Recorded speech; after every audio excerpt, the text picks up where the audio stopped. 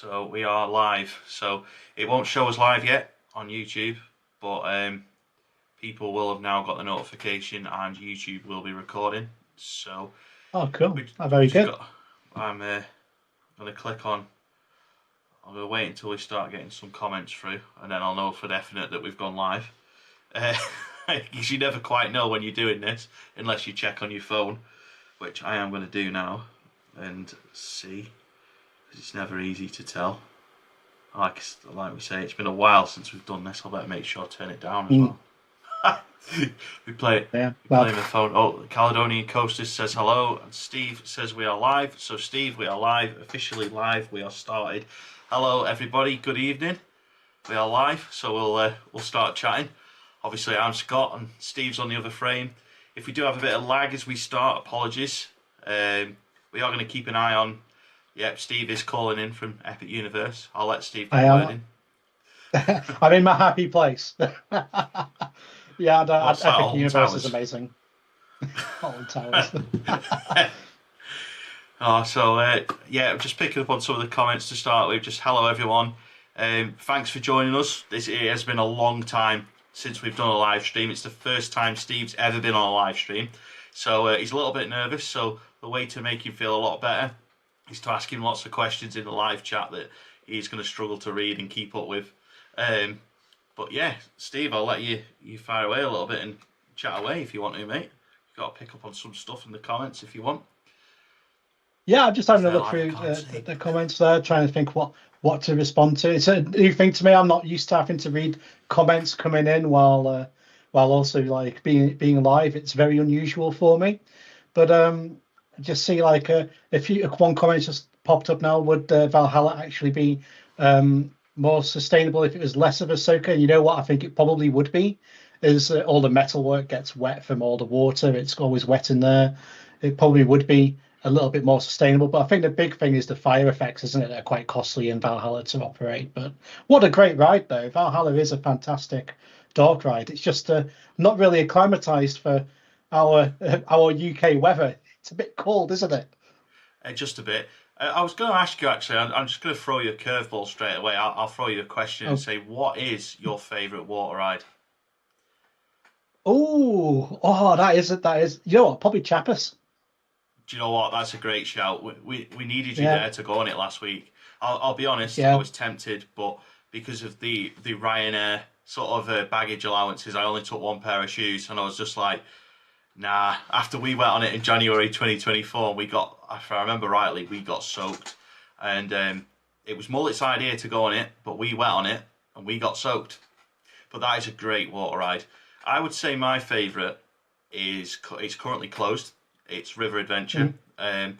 I'm Yeah. dreading what they're going to do with it because I do love the Jurassic Park franchise and Jurassic World, but I would Mhm. rather it stay more the Jurassic Park side of things. But I just don't know how it's going to go. Yeah, like it's a fantastic ride. I'd like it to stay true to what it is almost. Like I know that the one in Hollywood's gone very screen heavy. I really Yeah, hope they don't go down that route. I do quite like that they've got the physical animatronics and but we did make some comments how it was looking a little bit tired when we were out there. Although to be fair, over the last few years when we have been going, there have been improvements to it. There's certain yeah, things being repaired and done up. So they are trying to keep it going. I think this closure refurb is needed. I just hope they don't strike too far from what it is. And yeah, I don't really want to be a screen heavy attraction. I think it's got a good enough setting to kind of hold its own. It just needs the animatronics kind of sprucing up, just needs to tidy up. Maybe modernize some of the videos because they do look very 90s. yes, Particularly when you're going up the lift hill, you look to your left and they've got the CCTV screen with the guy in it, and you can tell he's from the 90s, and maybe that could be updated with some new screens and some new video. yeah, But yeah, I definitely. think it's great. I think it's great. I just want to do a shout out as well to Drones and Planes, who's in the chat. Um, if you are into aviation, you need to check out Drones and Planes. They do incredible live streams from Manchester Airport. I mean, it's been a bit of a while since the last done one, but obviously the weather's been a little bit brutal lately. But in the summer, especially, Drones and Planes, get on that channel to watch your Manchester Airport fix. Honestly, you'd love it, Steve.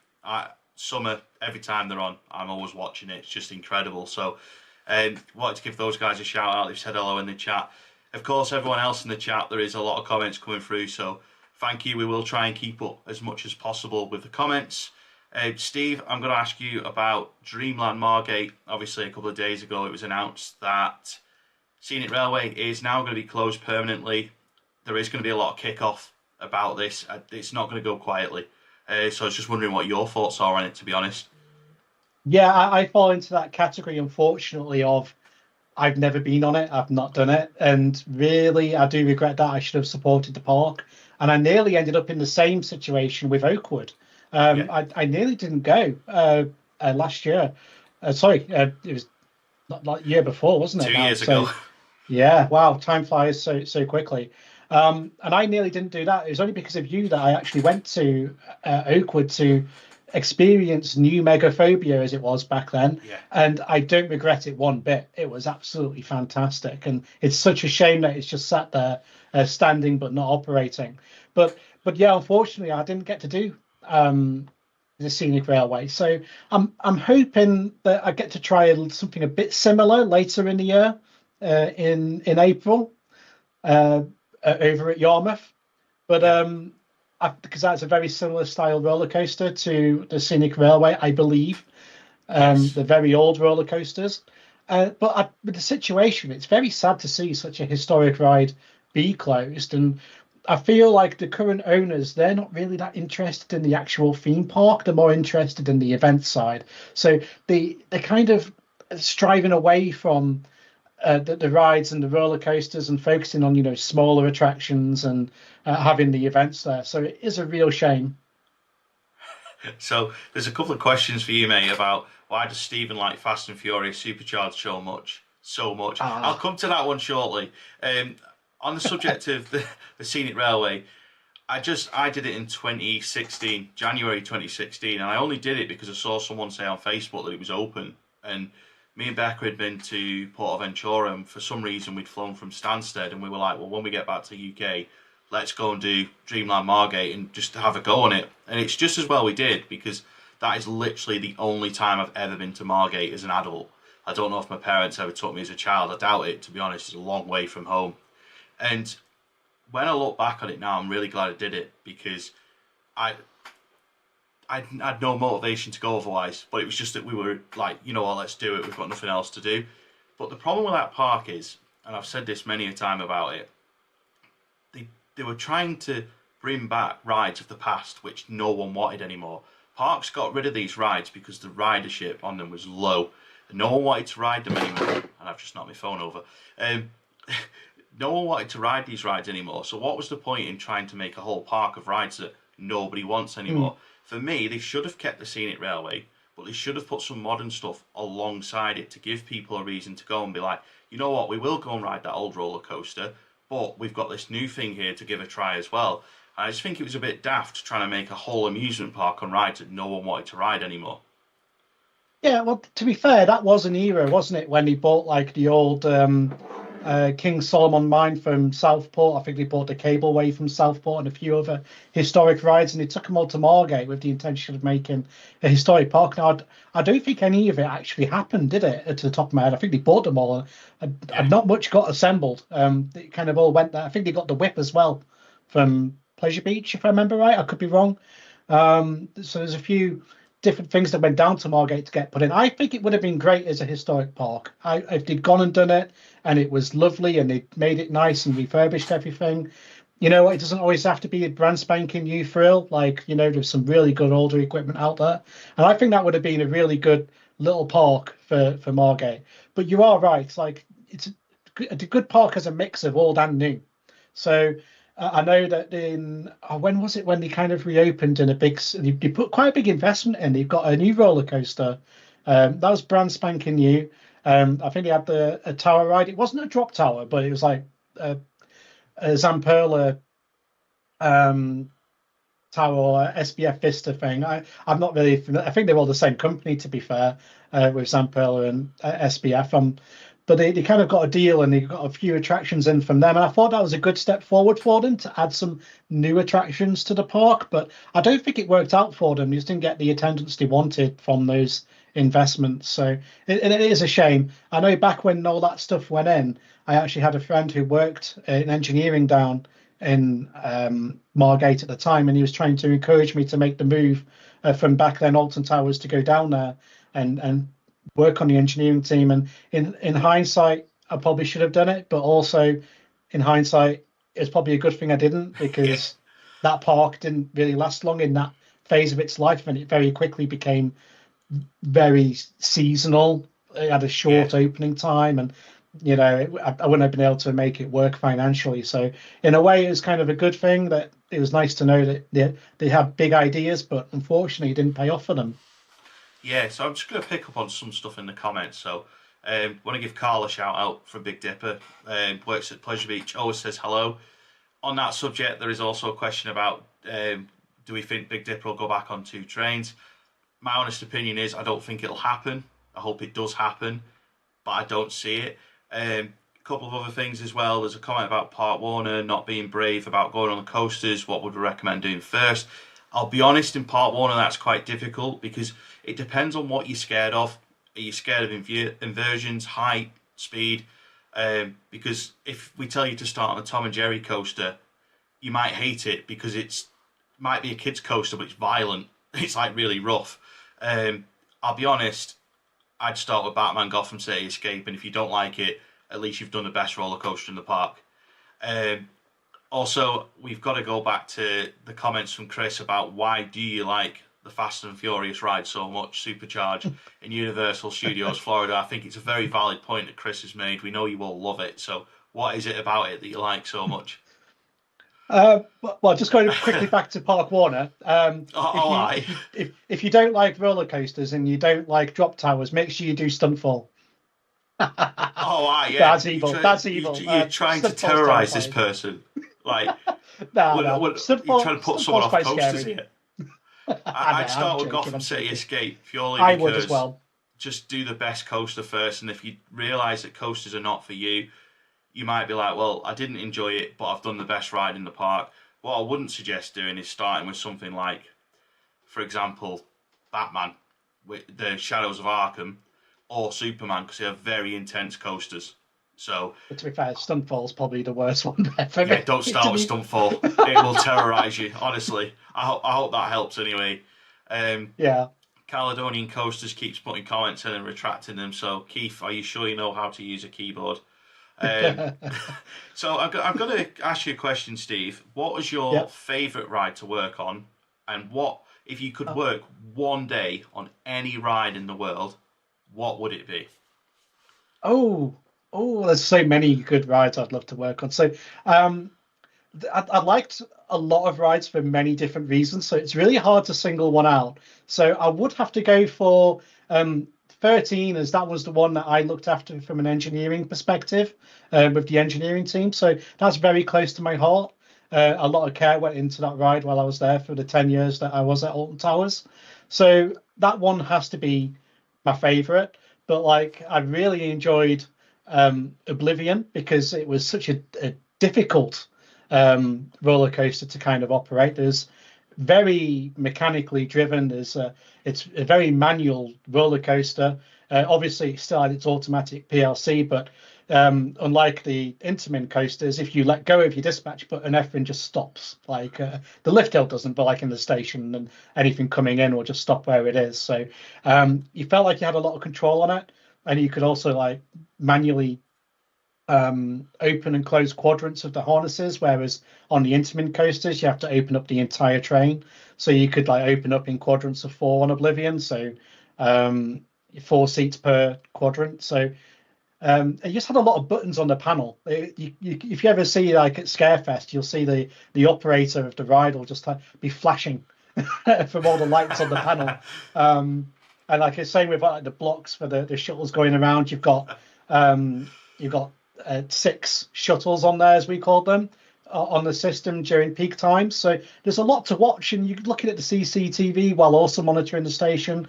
And if you've got a really good team, you've been getting those shuttles out in just under a minute. So I think 52 seconds for 2 shuttles out. And when you're doing that kind of throughput, it's very, very high paced. When you have 6 shuttles, there can be a bit of stacking going on due to just the volume of shuttles you've got. In my opinion, it run best on 5. With 5 shuttles, you don't really sit on the brake run that long. I think 4 in single station operations too many. You just end up on the brake run like for 10 minutes trying to get off the ride. So essentially, the best dispatch is usually about a minute, and you're going good if you're doing a dispatch in a minute. So if you're doing that and you've got 4 shuttles, that's 4 minutes you're going to be on that ride as a minimum. So I think 4 is too many. I'd probably run it on 3 shuttles if it was up to me, but they always want to run it on 4, so that's fair enough. So what ride would you work on if you could? If you could work on any coaster in the world, what would you work on? It wouldn't be a coaster. Okay. Wow. Okay. It'd be a drop tower, wouldn't it? It'd be it. To be honest, it's not there anymore, but it'd be Apocalypse. I'd love to have worked on Apocalypse. That ride fascinated me. When I first started getting into coasters, it was the biggest, scariest ride in the UK, in my opinion, and it's just terrifying. And having a ride like that is just so scary. I think that would be a really fun ride to operate, because you're going to see a lot of emotion of people getting off the rides. Like even on Rita, when you operate in Rita, you see like everyone on the train, they're so nervous and scared and holding on and terrified, and you see that emotion. And the thing is, when you've been operating it for a little while, you get to learn the quirks of the ride, and there's no actual countdown or launch timer or button or anything to make that go.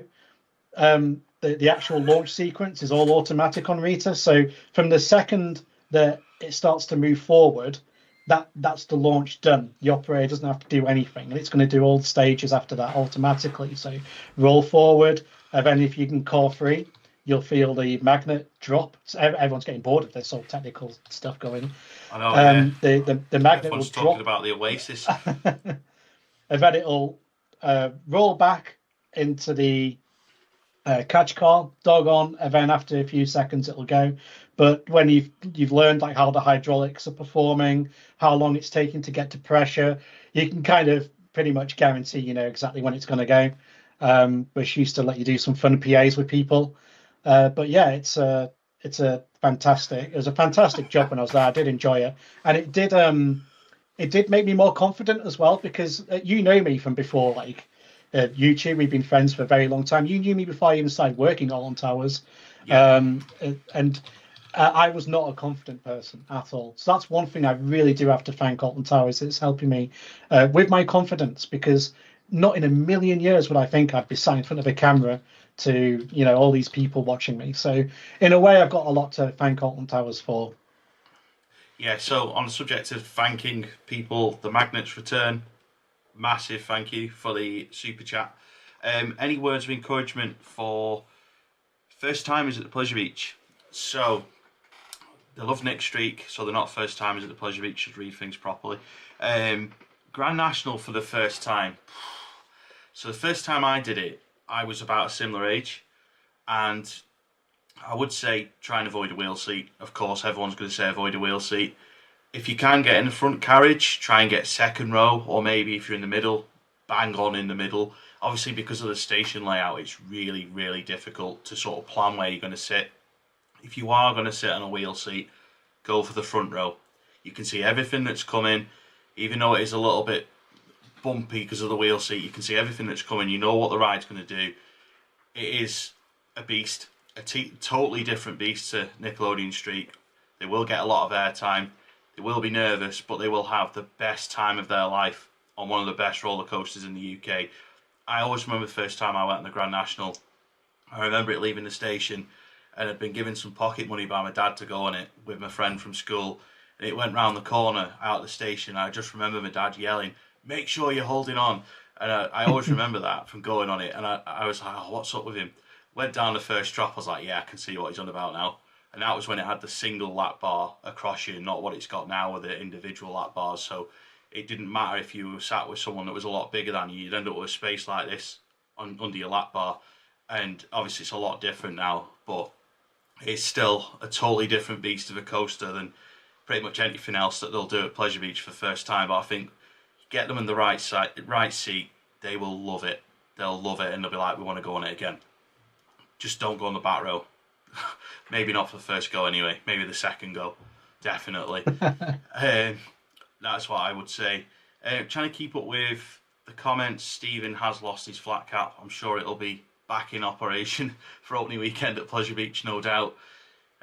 Last year in the opening weekend vlog at Pleasure Beach, we did a bit of a daft intro with Steve giving it, you're about to watch the best vlog of your life, I think it was, or something like that. We are thinking of what silliness we can bring to the channel again this time around. I think we've proven with the recent Phantasialand vlog, if you haven't watched that one, please do check it out at some point this weekend. We've proven with that one that we can still be like PBE when we were Pleasure Beach Experience in the old days, where we can just be out and out silly, but also an informative channel. And that's what I'm wanting to bring back to this channel in the vlogs this year a little bit is, yes, we still want to be informative and tell you what the parks are like while we're there, but we want to be a bit silly as well, because that is generally what we're like. Just daft. I was waiting for Stephen to sort of agree with me there, but he just kept nodding like he's broken Churchill. Oh, yes. Oh, no. I think that, having a bit of fun with these things is really good, and I'd like to think that we do that. There are some days that are going to be better than others, as always. It is how the cookie crumbles, isn't it? You're going to have good days, you're going to have bad days when you go to these places. Let's hope we have lots of good ones. Yeah, absolutely. I mean, the thing with opening weekend is you just never know what's going to happen, because like obviously 2024 it was a disaster at Pleasure Beach, whereas at Towers we only went on like 2 rides all day because we decided to queue for Nemesis at the worst possible time of the day. Whereas last year, Pleasure Beach opening day, we all turned up a little bit anxious, thinking, oh no, hope it's not like last year, and then it ended up being really good. But there were still problems, but because the year before had been so bad, you could kind of look past the problems that they had in 25 and go, actually, this has been all right. Whereas we went to Towers thinking it'd be absolutely fine, and it was just a disaster. And the funny thing about that is, and the funny thing about Towers, is in 2024, everyone was saying that Alton Towers was an absolute disaster, whereas whenever me and Steve did a vlog, we were having a great time. Whereas last year, it was just a disaster on every visit. It's just like, you just never know how it's going to go. But we always try and make light of these situations when things are going wrong, because if you just take it too seriously, what's the point? Yeah, I feel like I agree with that completely. Like when I think we just picked 24 lucky for the amount of people saying, oh, it's gone really, really downhill this year. And I thought it'd be the best it had been in a long time. Yeah, like there was lots of staff on the rides, the baggage holds had reopened, and 13 was hitting. One day we were there, we worked out it was doing 1,300 people an hour, but it's theoreticals 1,100, so they were smashing it, which is absolutely fantastic to see. And I just thought the operations were actually really good. I think last year was probably the worst. It's like going from really good to, there had been a long time, to shocking. Now, I believe there's quite a lot of ride availability issues in 24, but like apart from the planned closures, we didn't get hit by it at all. Like the Sky Ride was closed, Hex was closed. We knew about those two, so there wasn't. We didn't really get stuck in any downtime really. So it was a fantastic year for them from our perspective. But like I think Rita being closed for so long. Just to give the viewers a bit of context, was closed that long they had to retrain the staff, because there's a certain amount of time you can run for before you have to do retraining, and that had gone 8 weeks. So it'd been down for 8 weeks in a row. So they had to do all the retraining, and that is longer than that, to be fair. And that's a real shame, because like to have a ride out of action for that long that was planned to be open is disappointing, and that really dented the 2025 season for me. But we'll just have to see how things go. They've got a new person kind of overseeing the operations at the park now. So I think his name's Howard. So hopefully We'll see some other changes come into the park. I've heard he's done good things down at Chessington, so we could see good things up at Towers. Yeah, I guess we'll see. I've got zero expectations for Towers this year, but I'm sure we'll be there many times, vlogging it, and hopefully it'll be more like 2024. One thing I do need to pick up on in the comments is we've been asked a few times about the Invictus preview event that Pleasure Beach have put on, £50 a person. Yes, I am booked on. I don't know if Steve's booked it. I can't remember. I'm not, no. No, I know that I've booked it. Mark's booked it. Mullet's booked it. Nice mug you've got there, Steve.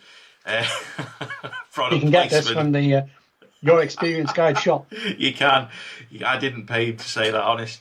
But yeah, I say we. Steve hasn't. I have got the Invictus preview event booked. And like someone says in the comments, hopefully it doesn't clash with our Great Yarmouth event. But if it does, it does. Oh, no. We'll be sending Steve to Great Yarmouth, and I'll have to go Pleasure Beach and cover the Invictus event more. So, but yeah, we'll see how it goes. I don't have, well, I do have a prediction of when it's going to open, but I'm going to keep my mouth shut for the time being in case I get in trouble. I've just basically used the Pleasure Beach calendar for a bit of guesswork, and Pleasure Beach always open rides around the same time of the year when they do something new or reimagined. So I'm going to leave it at that, but I don't think they'll clash. I hope they don't clash. It would be a bit of a nightmare if they do, but it is what it is. Of course, we do have our Blackpool Pleasure Beach event in July as well with an Invictus ERT. ERT on the big one as well. ERT on the Ghost Train at the same time as Invictus. I know it might sound daft having the Ghost Train, but the Ghost Train will help capacity. It will spread people out a little bit apart. If we were going to have the Grand National and Invictus, it would just be, we'd need like insane amount of people to do it, to keep costs down, because whenever we're planning the events, we're thinking about the people that are attending them in terms of the costs. That's what you got to think about. So we don't want to be charging insane money for an event in a park that you can go and do at any point. They've got to be affordable, but they've got to be fun as well. And that is why we chose the Ghost Train, because it kept the event affordable, but it also kept the capacity in a good place as well. And it will be a great day. Hopefully we get the weather we got last year, because the event last year was just incredible in July. And there is people asking what's happening in Great Yarmouth. So Saturday, 25th of April, we've got an hour on roller coaster, the Scenic Railway, exclusive ride time before the park opens. £25. That includes your wristband for the whole time the park's open, includes access to the ERT and a behind the scenes tour as well. There is very, very limited availability left on that one. It's going like hotcakes. And the Pleasure Beach one in July is as well. I'm going to have to shut both of those soon. But yeah, very much appreciate the support on events. We do have other stuff lined up. There is an empty weekend in October, which still needs an event to fill in. So I'm looking at various options for that one too. I think Steve's eager to get a word in, so I'll let you speak, Steve. Oh, I can't wait. I've never been to Yarmouth, so it's going to be a new experience for me. I've never been on a roller coaster that has a brakeman. It's all been brake levers, or like Big Dipper, for instance, as far as I've gone when it comes to manual operation. But having the roller coaster operator sat on the train, that's new for me. So, yeah, it's an experience. I've also heard there's no upstop, so no, it's a side friction. It is a side friction coaster. Yeah. Oh, I've done. How many have I done? I think I've done 3 side friction coasters. Yeah. I've done one in Denmark, done the one in Great Yarmouth, and done the one in Margate. I don't think I've done any others. I think there's only 6 left. Yeah, I know there's not many left. I did see someone ask about why the staff on Rita asked people to remove hooped earrings. Yeah. And the reason for that is because the earrings, due to the forces on Rita, particularly at the end of a launch, you do get moved in quite a rapid motion, and there's a lot of airtime. And if your earring gets caught under the comfort part of the harness, it can separate from your ear, which causes a big mess and a lot of pain. So that's why they ask you to remove your earrings. Yeah. So, but that's all I'm going to say about the matter there, because it could be a bit more grim. But yeah, Yeah. that's why the large earrings, big no on. To be fair, I wouldn't wear large earrings on. I wouldn't wear large earrings anyway. But large, No, don't think large they won't earrings go with would a be. flat cap.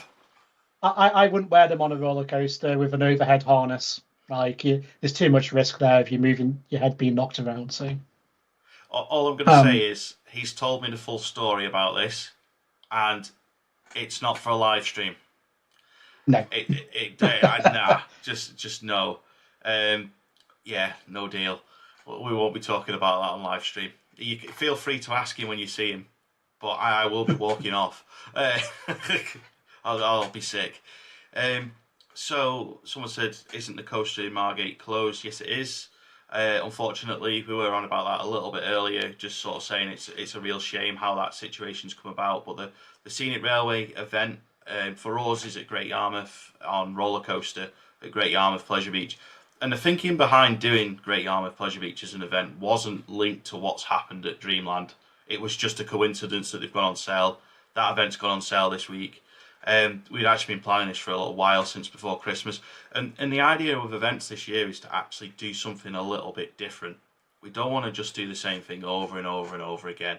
Obviously, we're doing the Pleasure Beach event, but we've got close connections with Pleasure Beach. This channel was built on the foundation of being fans of Pleasure Beach. But it would have been very easy to just do the same 2 Alton Towers events, 1 at Pleasure Beach, and just leave it at that. But the Towers events were the same every time. We couldn't do anything different. But the issue is the price is going up, but the offering is staying the same. And we wanted to support the UK industry by doing something else. There's a lot of parks in this country that deserve supporting. And as we've seen with Oakwood, as we've seen with other places, these places are going to go out of business if we don't support them. So we will do our best, even if it means we don't sort of see the same turnout on events as we perhaps would do at Alton Towers when you push in between 150 and 200 people. It doesn't matter. We want to support the smaller parks as much as we possibly can, and that is the start of it with Great Yarmouth. And of course, Blackpool Pleasure Beach comes into that as well. It is a family-owned business, and they need all the support they can get. Yeah, I think that particularly after Oakwood's closure last year is quite well. It was a bit surprising because it just invested so much in the park as well. It was a bit of a shock, and I think we've all kind of agreed that we want to do a bit more with some of these smaller parks as well. Get them on the radar a little bit more, because like the roller coaster at Yarmouth, that is a big roller coaster, and I've never been on it, and I've been all over the world doing roller coasters, and why have I not done that one? So I think just thinking outside the box a little bit of things we can do, and I think it's a great idea, and it'll be great to see some new parks for me that are actually in the UK. So, question on the Pleasure Beach event in the comments is, does it include access to the park? It does. There's 2 pricing tiers. There's one for season pass holders and one for non-pass holders.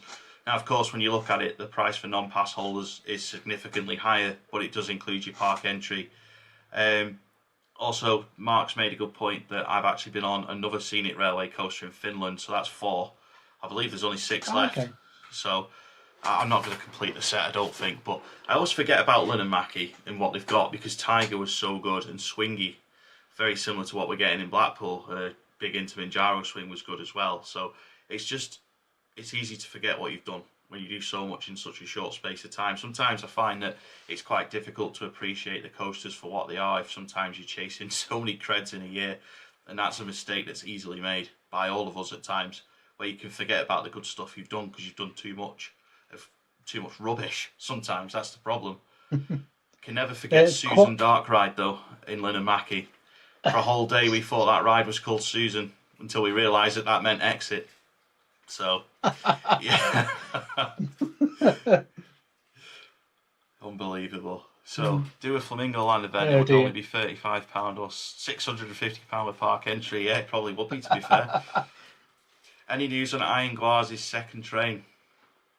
Do they have second trains at Busch Gardens? Well, I'm not getting into that. I got shouted at by the Tampa locals when I put a post on Facebook last year. All I did was report on it. Oh, I've got him started now. Busch Gardens is a park that I used to love so much, and when I'll be honest, I kind of sigh a little bit when people want to go now. If I'm out there, it's like, let's go Busch. It's like, oh really? Let's So I'm go. just going to go and be disappointed. And the biggest thing for me is I only go for a couple of rides there. Really, I do like one, two, so three. Free rides. But if you've never been before, like you've got some really good rides like Cheetah Hunt and Coomba's fantastic, you know. Uh, but I just know that I'm going to go all that way, and there's one ride I really want to do more than any other ride in the park, and that's Falcon's Fury, and it's never open, and I just end up being in a bad mood all day. I've And witnessed this. it's really I, I know it's bad to be that one guest who goes there, but the thing is, if that's down, it's usually because they're having issues along with the park in general, like staffing issues. So that won't be the sole thing that's down. There'll be like one train on the coasters, and it just gets, you know what I mean? It sets the vibe for the day if like you've got a closure on the ride, and I don't know. I feel like the Halloween events, they pinch staff from the operating park during the day to run the park in the evening, because it yeah, I always seems think to be so. worse in September. Like the issues are just worse then. So, which is a shame. It is a shame, but I do like the park though. I think the park's fantastic, but operationally, it's like so frustrating, I just infuriating. it is infuriating because it's as far as Florida goes, it is the thrill park, 100% the thrill park. They have the best thrill lineup, and it's only what, an hour or so away from Orlando. Hmm. It's top tip if you're a vlogger, don't say that it's in Orlando by accident, not Tampa, because I didn't half get shouted at for that in 2017. It was just a mistake. It was the first time I'd been there. I wasn't thinking. Nearly fell over some steps while I was recording that bit of vlogging as well. But I really like the park in terms of what they've got. They've got a really good layout of rides. I am disappointed they've removed the log flume, or removing the log flume. But in general, the operations are terrible.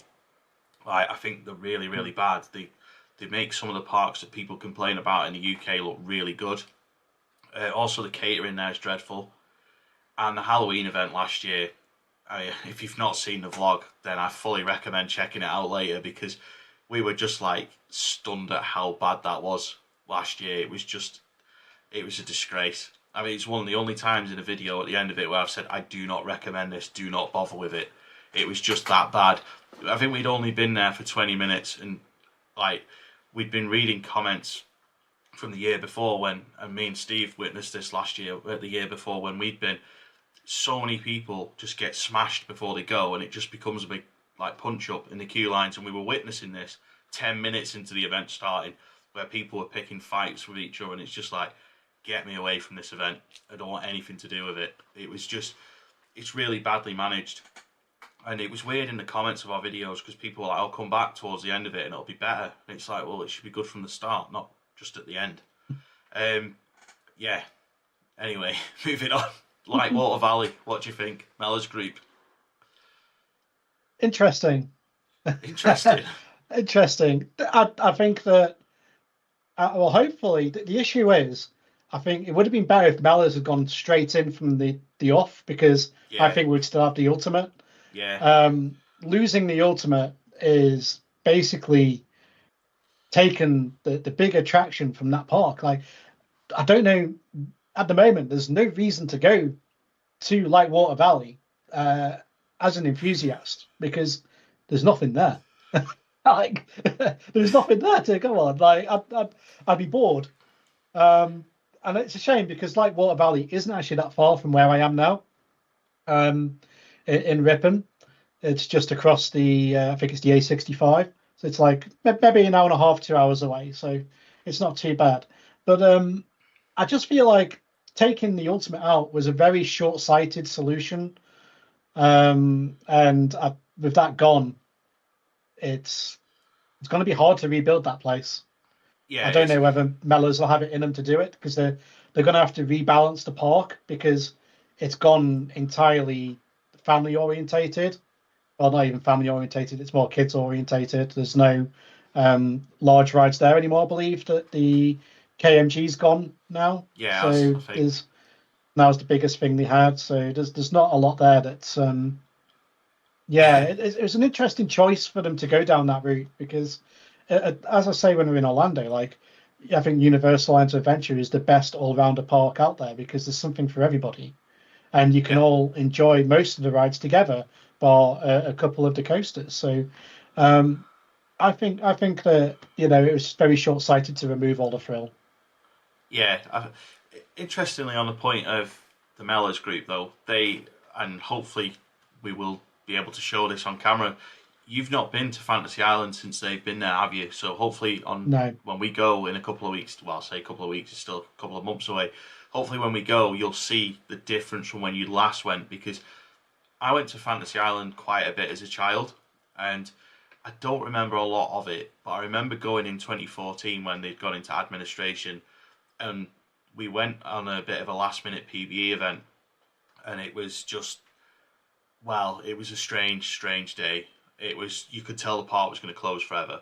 They just did not care. Like, I remember when we tried to do one of the rides, and the ride attendant was like, oh, I'm not coming out of my console because I don't want to get my shoes wet because it was raining. We were like, great. And then you go back the year or two later, the Mellors group are running it, and you're like, this is night and day different. Like, this place is being run properly. And don't get me wrong, it's not perfect. There's a lot that they need to fix, but compared to how it was before they got it, it is significantly better. And I do think that they need to invest into Fantasy Island. I think it is easy to just keep putting the next Fantasy Mouse in every year and advertising it as new because it's a different version of a spinning coaster. But I do think that if they really wanted to, they could really push that place some more. But also, I feel like with Lightwater Valley, all they've got to do in their first year is pop up a couple of rides out of their portfolio, and straight away it makes it more appealing for likes of me and you to go, because all of a sudden they've got some frill stuff again. I do hope that both with Fantasy Island and Lightwater Valley, they do put their hand in the pocket and do invest in some permanent rides for these parks. Fantasy Island desperately needs a new permanent coaster. It doesn't have to be something massive again. It just needs to be something that's permanent and something that's easy to market constantly. They're obviously a family park more than anything. They get loads of families there, but I still feel like they lack a proper family coaster in between the big stuff and the little stuff they've got.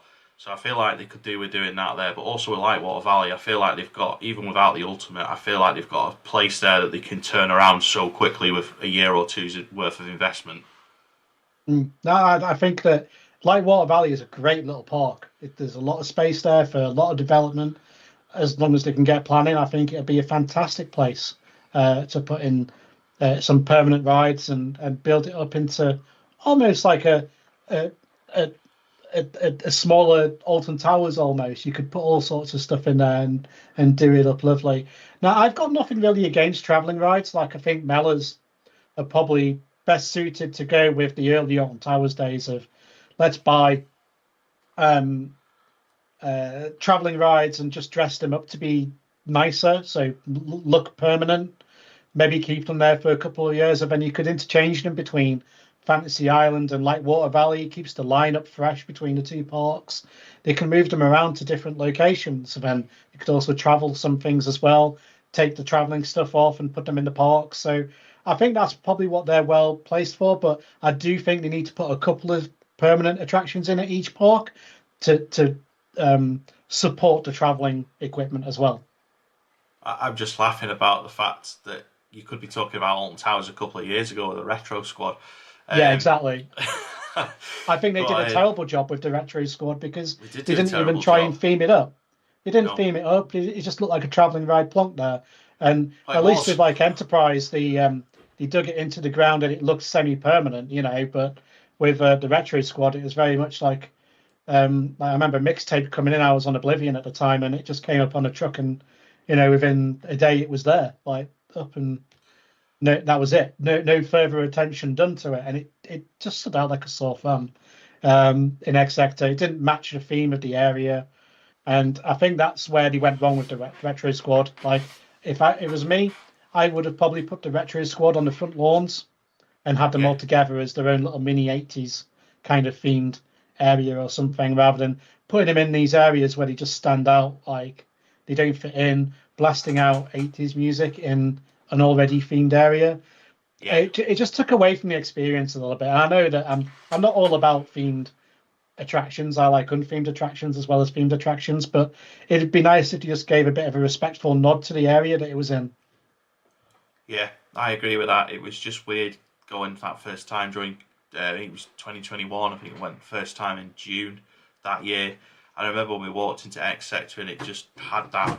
I can't remember what that ride was, but it was just there and it got all the flashing lights on it. And you got 80s music Yeah. on it, and you're like, how on earth does this fit into Alton Towers? Like, this is Mm. supposed to be X Sector and the Smiler, and you've got this random 80s themed flat ride there, and then you go into the Dark Forest and you've got a bloody, was it a waltzer there or something? And it's just, and you're like, Yeah. what on earth's this? Why is this like carnival themed ride next to Rita and 13? It just makes no sense. And we've gone a long way from where we were talking about here, but Yeah, that yeah. kind of stuff would work perfectly for Lightwater Valley this year. But for Towers, Yeah. it was just like, what are you doing?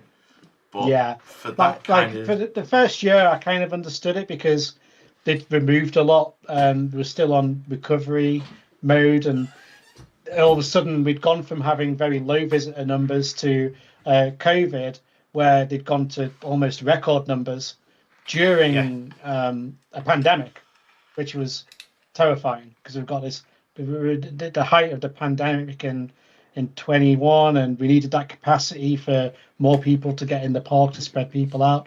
So they were very much like a temporary band-aid on the problem of lack of rides.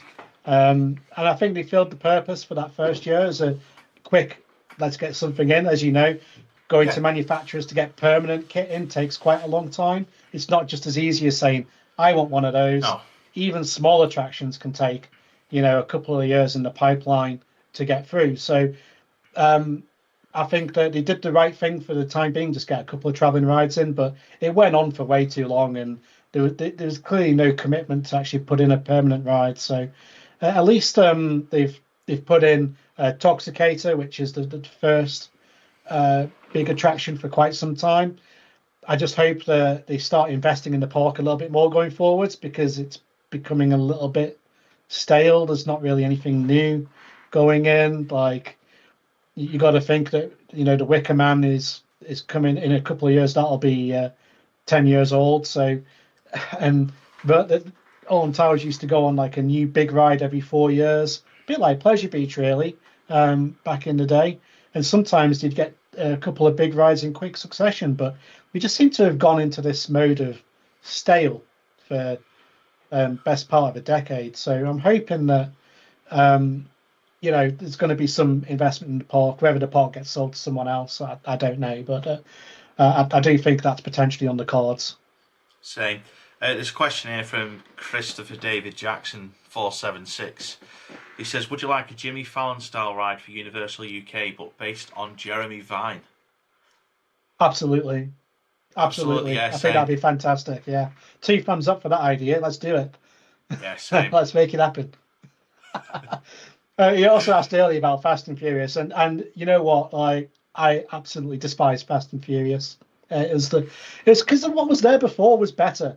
They had two fantastic attractions with Beetlejuice and Earthquake, and they removed both of them for Fast and Furious, and I was furious on the ride I just think because you're it was ungrateful. it was it was a load of rubbish. You got invited to a But party for free. You got to see Dominic yeah, Toretto hanging off a helicopter, which he was 3 times bigger than. You need to be more exactly. grateful. Like the comedy value is amazing, but like I find the pre-show really awkward as well when you're in that room, and it's like just weird. I don't know. I don't know what they were thinking with that one. It was a strange era for Universal, but I think they're kind of moving away from that, and they have announced it's going to close. So good news. Fast and Furious is closing I've just when seen the John's new roller comment. coaster opens. John's What's comment that? says, Jeremy Vine cycle through London. That is fantastic. Also, in the comments, you got Darren saying, unfortunately, with Hyperia failing to increase Fort Park visitor numbers, I don't see many parks having the confidence for a big spend. I unfortunately agree. I just don't know where we are as a UK industry, because Icon and Wicker Man did they pull the numbers in? I know Wickerman did quite well for Towers, but Icon, we didn't see people queuing down the promenade for it. My thing I will say with Pleasure Beach is I think Icon's ace, but for me with Pleasure Beach, you need something that is going to appeal to people off from the seafront.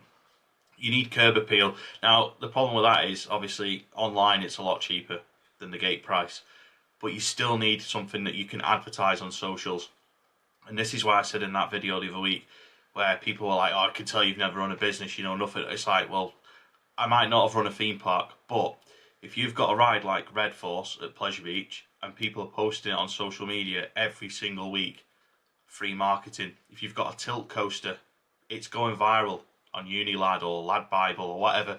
It's going viral every week. Easy. It's easy marketing.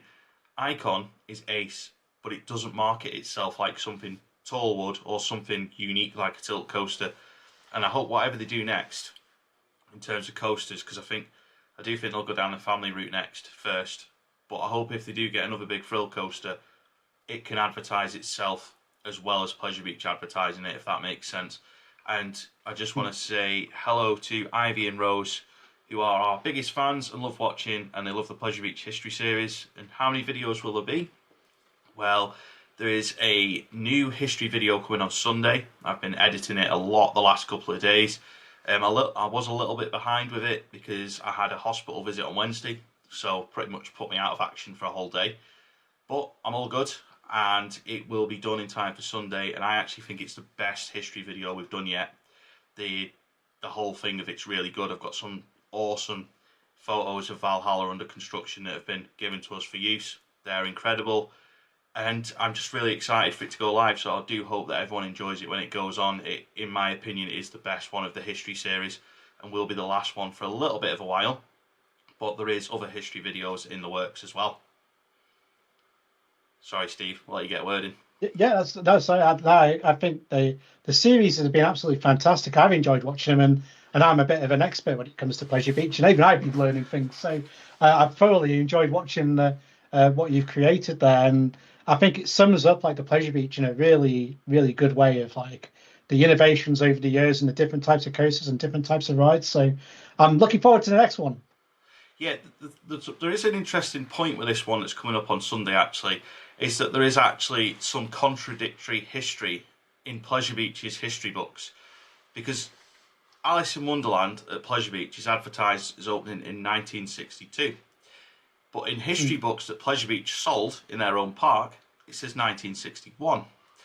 On Pleasure Beach's website, for their packages for group bookings and events and stuff, it also says 1961. But if you go in other places on Pleasure Beach's website, it says 1962. So I went with 1961, but it could well be wrong. Because there's so many different variations of Pleasure Beach's history that sometimes you are bound to get stuff wrong.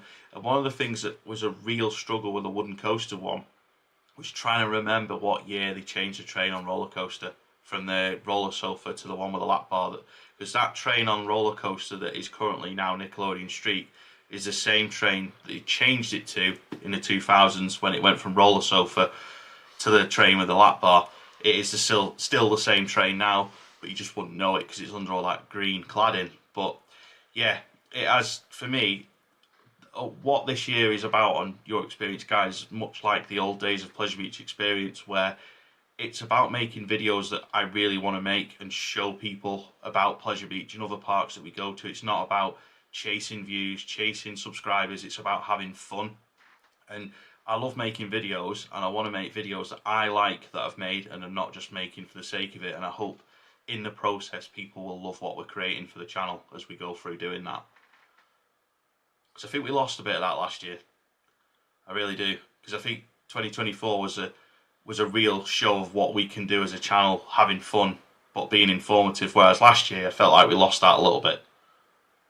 Yeah, I think we got a bit hyped up with, and obviously we're going to be because we're coaster enthusiasts, but I think like with Epic Universe opening and the opportunity we had to go and try it out for the past previews, which we couldn't turn down, you know. We did the right thing with that. To go and do a brand new theme park before it's open you'd be a fool to say no. So I absolutely did it. It was a great life experience, and I'd never change that. It was brilliant.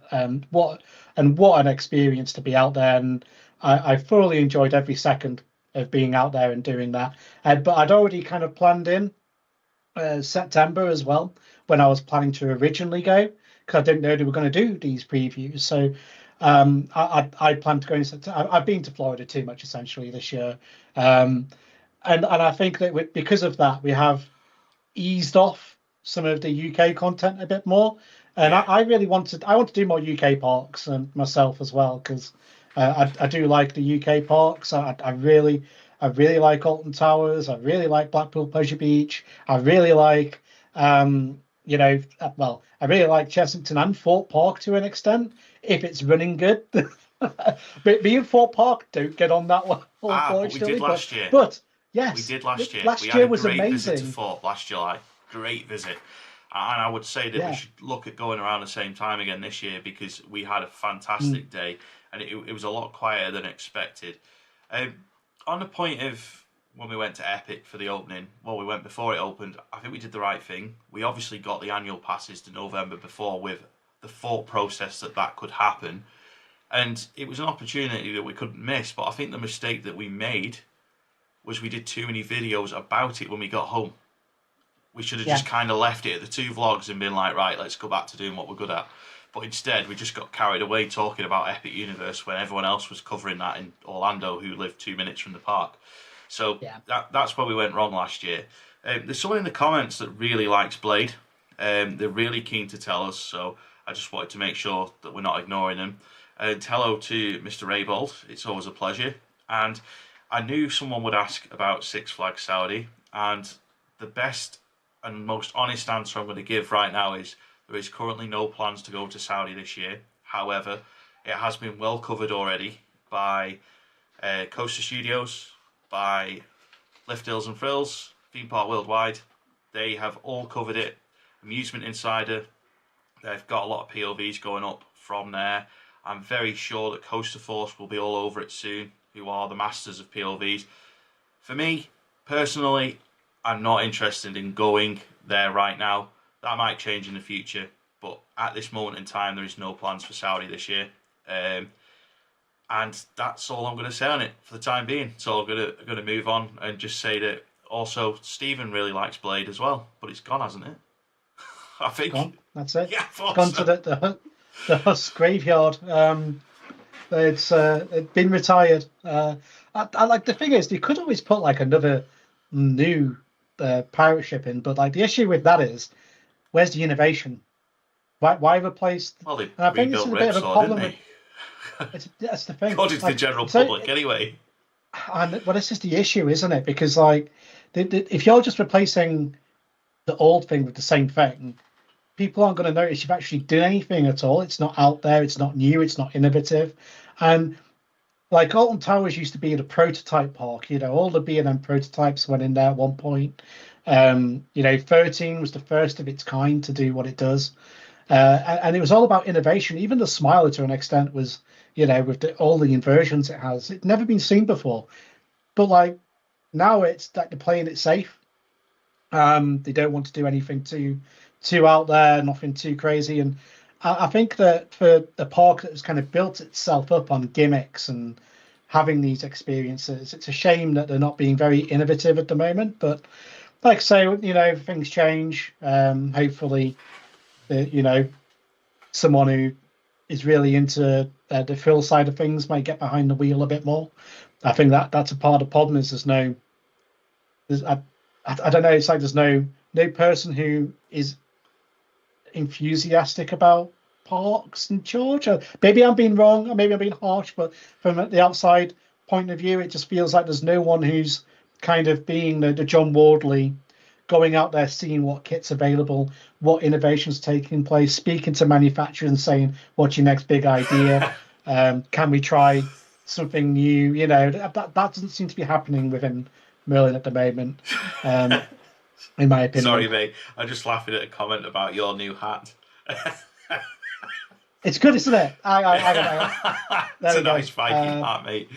Can I just pick up on a comment on the subject of Towers from Drones and Planes, it mentioned about why Towers not plugging the gap for under 1.4 metre riders, and I agree with this as a parent to a 7-year-old who is, to be fair, almost at the 1.4 marker. He's not ready for the 1.4 marker of coasters yet and rides, and Towers does have a gap.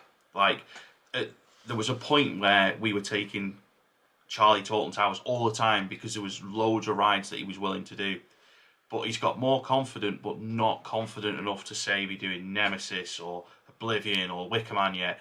But there's nothing in between that gap and the Runaway Mine Train for a 7-year-old who loves coasters and loves steeplechase, by the way, but it's still got a bit of a gap there that doesn't quite want to go on to the next level. And I do think, I've always said Towers has had this issue, because I remember at one point I was a nervous coaster rider. There was stuff I wouldn't do, and I always felt there was a big gap in the market where at Towers especially, you've got rides that are great for kids up to a certain age, but then there's a massive gap until they're ready to go on everything.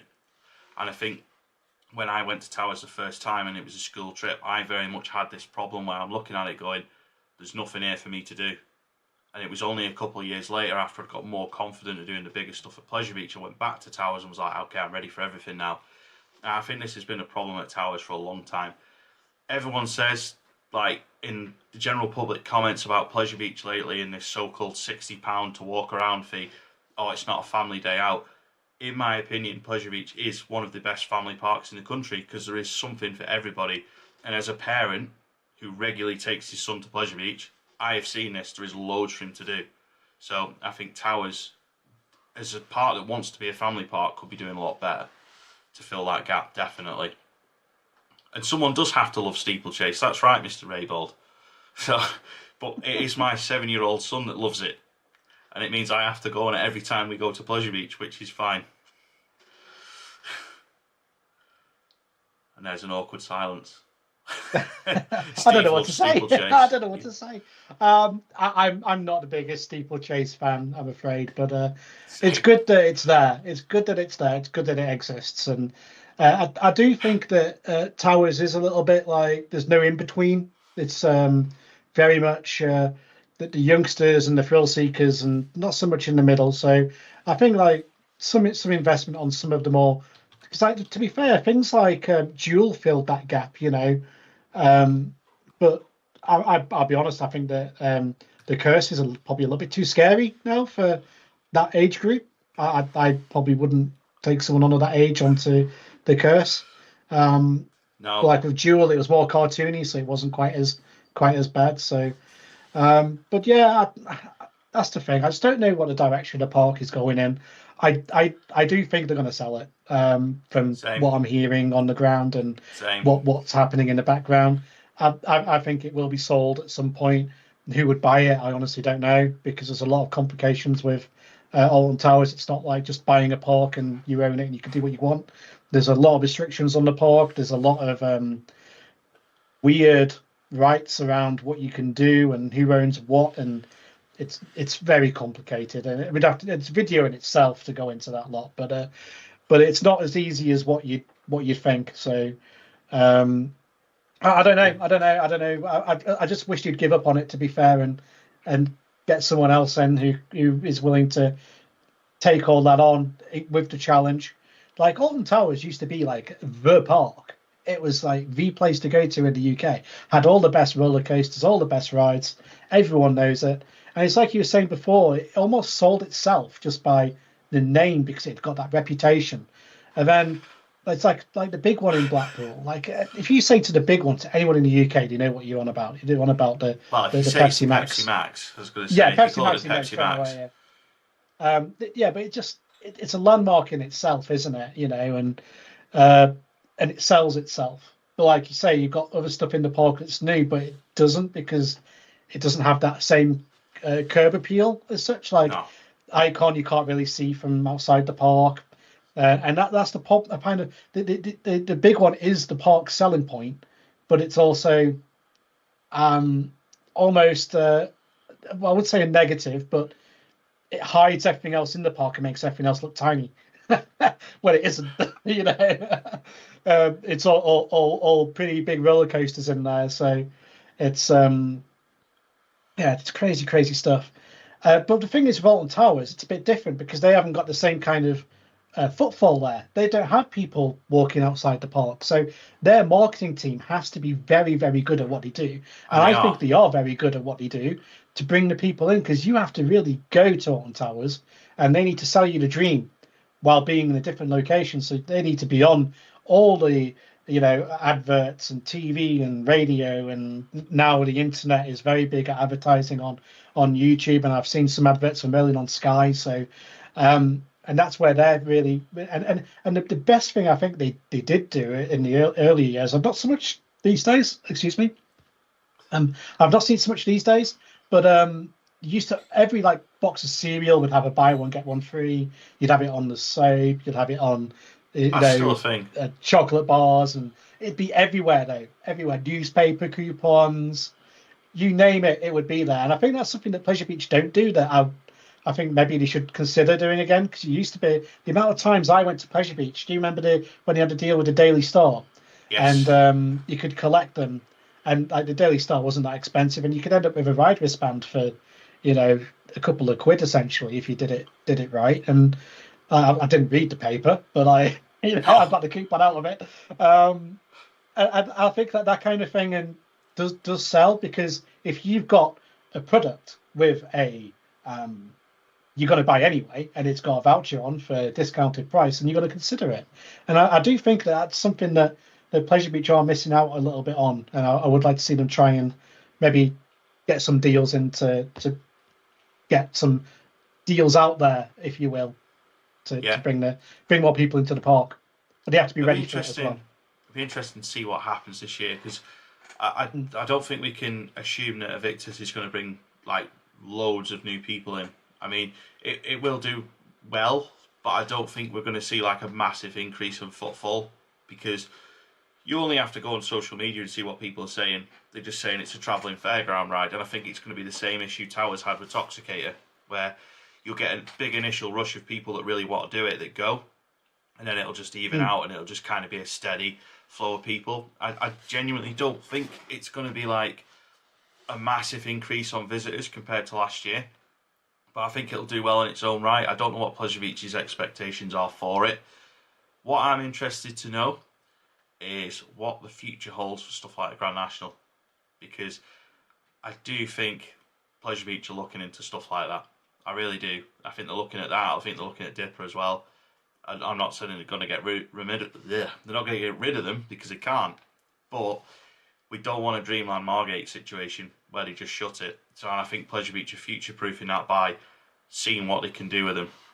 I don't know what you would do with the National and Dipper. I know what I'd do with the National. I think I've said it a million times in videos. For me, it has to be the Gravity Group and get them to do what they did with Megaphobia, because they made Megaphobia incredible. Like, I liked Megaphobia anyway, but when we went in 2021, it was really on the rough side, and it was like, I'm not bothered if I never go on this again. But then Gravity Group go in, do the thing, get invited. I was with you when I got invited to go. We were coming back from Fort Park, and I was like, Steve, I've got to go Oakwood tomorrow. And it was one of the best things I did because I really enjoyed it that day. And then obviously we had the event the year after. And I am really gutted that we're never going to get to ride Megaphobia again. But on the subject of the National, I would love to see them, like the Gravity Group, do to that what they did to Megaphobia. And I know that they're going to be restricted because of its listed status, but even if GCI go in and do something, one or the other, I think it'd be ideal. Yeah, like I didn't like Megaphobia. I'll throw that out there. When I did it years and years ago, I didn't think it was worth the journey that we'd done, and it was a very long journey to get to. That's because you were following that bloody TomTom. I'm sure we went past the same end of the day, 100 times. I'd only been driving a few months, so I didn't know what I was doing, and I followed it, and it took us. It was a Garmin, I think. A Garmin. It was a rubbish sat nav. Right. We saw a lot of whales. We did see a lot of whales. It took, well, how long did it take? Like 4 or 5 hours? Maybe even 6? I don't know. It was a long time. So, anywho, we got there, and I didn't think Megaphobia was that worth it. I don't think it was running that good. And then I was very skeptical when you'd been to it after it'd been redone and said, Steve, you've got to go and try this coaster. And I didn't want to go. I didn't want to go. It was I didn't think it was going to deliver, but boy, did it deliver! It was Oh, it good. It delivered. was really. It wasn't the same ride. It made it unhinged. It was crazy. I thought I was going to come out. It was the airtime was insane. There's a And comment in from John I loved it. in the comments about Grizzly, and that's had the gravity group treatment. And when we went and did that last summer, it was the hidden gem of King's Dominion. Okay. I don't think any of us expected. I think it had been voted the worst coaster in the world before, Oh, and we did it, and it was just honestly, I regret not doing it more. And yeah. also, there's another comment like, how much was it expensive for the Gravity Group to do what they did at Oakwood? I don't think it would. I don't think it would have been a lot because Oakwood did not have a lot of money. So, I mean, it didn't get anyone into the park, unfortunately. I think when we had the event there in 2024, we were told that we were the majority guests that day. We had a group of 101, and I think without us, they did not even had 50 people in the park, and that kind of shows why it's shut down. I would love to see Pleasure Beach work with them. I really would. I feel like they would just do so much wonders to the National. They would do an incredible job with it. It wouldn't have to change too much. You could keep the same trains, just reprofile it a little bit, make it a little bit smoother, strengthen the structure. I think the people who are so bothered about the listed stuff would be happy because it wouldn't change too much, but it would secure its future. And I think with the Woodies at Pleasure Beach, obviously not Nickelodeon Street because it's not listed, but Big Dipper and the Grand National, which are listed, we are very much in the same territory as Margate's coaster, whereas at some point, if it gets to the point where it's too expensive to fix all in one go, it will just close, and that listed status will not be worth the paper it's printed on because it doesn't stop it from being shut. So I think it's stupid that they're listed anyway, but that's for another day. Yeah. Well, I actually think that after doing Megaphobia, I think Gravity Group should just buy PTC trains because they work great together. Like Gravity Group track with PTC trains, it's amazing. And I'm surprised they don't do that more because I don't know. I don't know if it's the trains or what, but like I like a Gravity Group coaster. I really enjoyed Mind Blower when I did it when it first opened. That's the only time I've imagine my shock. It didn't age well. No, it didn't. I remember going back and doing it again, and I was like, that wasn't how I remembered it. So a couple of things to pick up quickly on the comments is who did the work on Cyclone, Coney Island, GCI. They did a good job. I had heard stories before we went in 2019 that it was like dog rough, but when we did it in 19, it was fine. When we did it last year, it was fine. It is like a typewriter when you sat in the seat. You just keep going from one side to the other. It's quite funny when you get thrown around in the seat. But they did a great job of smoothing that out. Also, £60 on the gate at Pleasure Beach. It is a lot of money, but just don't buy it on the gate. Just book online. It's cheaper. Just get £35 online. It's a lot better. And also keep an eye out because last year they did a lot of offers. Like, I think at one point they were doing £25 per person e-tickets if you booked on a certain time online. So I just keep an eye on the social media and please don't spend £60 on the gate when you can pay online and pay less. I mean, £35 for a day out at Pleasure Beach is probably about right in this day and age. I was actually talking to my mum about this before in terms of when we went as a family when I was little, and we didn't go on all the rides because it was pay-per ride and it was expensive. You know, you think about how many times we go on the big one in one day. Like, obviously we did 100 on it in August. We wouldn't do that all the time, but sometimes we do it 10 or 15 times a day. And imagine that, £4.20. You'd soon be out of pocket. Yeah. And like I do think that the wristbands do offer very well. I say wristbands. It's not wristbands anymore, is it? But the unlimited ride ticket is fantastic value for anyone who is into coasters. Now, I appreciate that does take away from those who just turn up and do want to take, the grandchildren in the park to let them go on the roller coasters they don't necessarily want to go on. But it's only the same as if you go to many other parks around the world where, everyone pays the price to go in. I think that the key is that, some of the staples that used to be a part of that ticket have gone, such as the monorail and some of the Noah's Ark and some of the other attractions that would everyone could go on. So you still got the Pleasure Beach Express, which I'll be honest, like last year and even the year before, that thing's been so busy. Like the Yeah. seats are full of it. I've never seen it so busy. They're going to need to get the second train on the go, um, with how popular that is. You know what? I think that's good to see that a ride like that is getting the attention it rightfully deserves. A lot of parks got rid of their miniature railway trains and other and monorails, and so I'm glad that Pleasure Beach have still got theirs. But yeah, I feel like it's about getting that offering to make it more appealing for people who don't want to do the rides. And I know we were talking, was it earlier today or yesterday, about FY4 and the fountain Yes, show? And I actually said that was actually a good investment it was a good with the actual investment. fountain show. And some of the other things around that time, not so much, but I did agree with that because it did offer that something for everyone to do. You could watch the fountain show. It didn't require staffing as such. I know they do have a security guard there, but it was a good choice to have. And I spent many hours sat around watching the fountain show. So absolutely fantastic. But yeah, I rambling do. on. I do appreciate the comment that like people will impulsively go to Blackpool, but they have for the last like 15 years always been cheaper online, always been looking to push the online sales. I do get that people just impulsively go to Blackpool, but it's such a small fraction of their sort of customer base that doesn't book online in advance now that I can understand why they would try and trap people on the gate with a premium price. The thing is, it's the same anywhere. Like when we went to Knott's Berry Farm in November, it was $150 on the gate to get in. I paid less for a season pass for the whole year of Six Flags with 42 parks. It was cheaper for a whole year of 42 parks and 1 day in Knott's. And if you look over at Orlando, if you try and do Disney on the day, it's $180 starting price, and 60 quid on the gate for Pleasure Beach is a lot.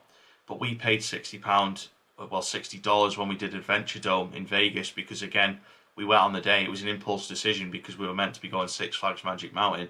It was closed due to inclement weather. So we were like, so what do we do? It's Universal Hollywood Studios is $90, or do we drive to Vegas, go and have a look at Buffalo Bills, which was a great decision because it was all open so we could look at Desperado. But also we went to Adventure Dome, which was, like I say, $60. Then we did the Strap Tower thing, which again on the day was just ridiculously expensive. But that's the price you pay for going on the day.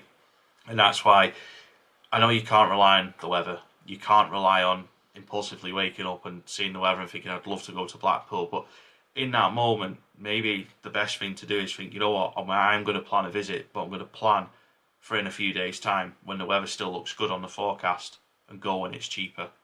Because I just think, as much as it is fun waking up and going, let's go to a theme park, which we can do as season pass holders, if you haven't got a season pass and you do suddenly decide you want to go to a theme park, I would still recommend just bottling it, hold the fort, pay online and go a week later. And if you go and it's raining, great, the park will be empty. You'll walk on everything anyway. Just take a poncho. Don't buy one for a tenner. Just get one from Tesco or something for £1. But that is a nice mug you've got there, Stephen. I don't know where you got that from. It's a good mug, that one. It suddenly started ghosting. It's quite weird. Right, I'm going to have a look at the comments. I would recommend looking at season passes for Pleasure Beach, though, if you are thinking of going a few times, because they are on an offer again. I'm going to say at Mark Rides, apologies for earlier mentioning your surname twice, sorry. You have got the same channel name as a biker in the US, though, so just bear that in mind. Will you consider a Passage del Terra visit? Always have a go through Passage. I always get name dropped in there, I can't think why. I always seem to get bullied. I think Stephen needs to go through. Not sure what he thinks about that, though. What, Passage del Terra? Yeah. Absolutely not. Oh, okay. No. Just going with me. Although someone did say, like, did Steve do a scare maze last year? I did. I did do a scare maze last year. You did 3. And we didn't get it on camera, I'm sorry. No, you didn't, thankfully. There is a little reel of you getting chased around Tully's, though. Was there? Yeah, I did put that on Instagram, I think, ages ago. So, no. Oh gosh, I didn't know that would. Yeah, okay. Yeah, no, I did. I went to Tully's. Don't think I did much else last year. Scare maze. no. Wise. I've managed to. I try and avoid it where possible. Although, just a shout out to Tully's. Although I didn't really enjoy the scare maze. Well, the scare mazes were too scary. They were good. If you're into that, it was great. But the street entertainment was more my thing. I had a little dance at the end of the evening. It was fantastic. Yeah. Yeah. I learned to do the whisk and everything. It was a fantastic time. Mark says, when are we going for beers? He does. I better not say on a live stream where he lives near, but I'm sure at some point we will come and see you, Mark. I'm not going to say, when they start doing this or that, because it'll give it away. But yeah, we'll come and see you at some point. Do you think UK parks will now hold back investment until Universal's close to opening? I don't know. I think the problem with Universal is it doesn't affect everyone. I think the park it affects the most is Alton Towers, in a bad way. I think it negatively affects Alton Towers because Fort Park, you've got transport links. Chessington, you've got transport links. Legoland, transport. Blackpool, transport. Alton Towers, middle of nowhere. Rubbish to get to. Rubbish opening hours. Rubbish for restrictions. They can't do what they want to do. Whereas Universal is going to be well easy to get to. And people are going to look at, right, I want a theme park experience. Where am I going to go? Am I going to go to Universal and do all this new stuff, or am I going to go to Alton Towers and ride the same old stuff again? I think Towers is in big trouble when Universal open if they don't sort their stuff out. Whereas I think Fort, Lego and Chessie will benefit from it because I think people will be like, well, we're in the south of England anyway, let's check out these other parks.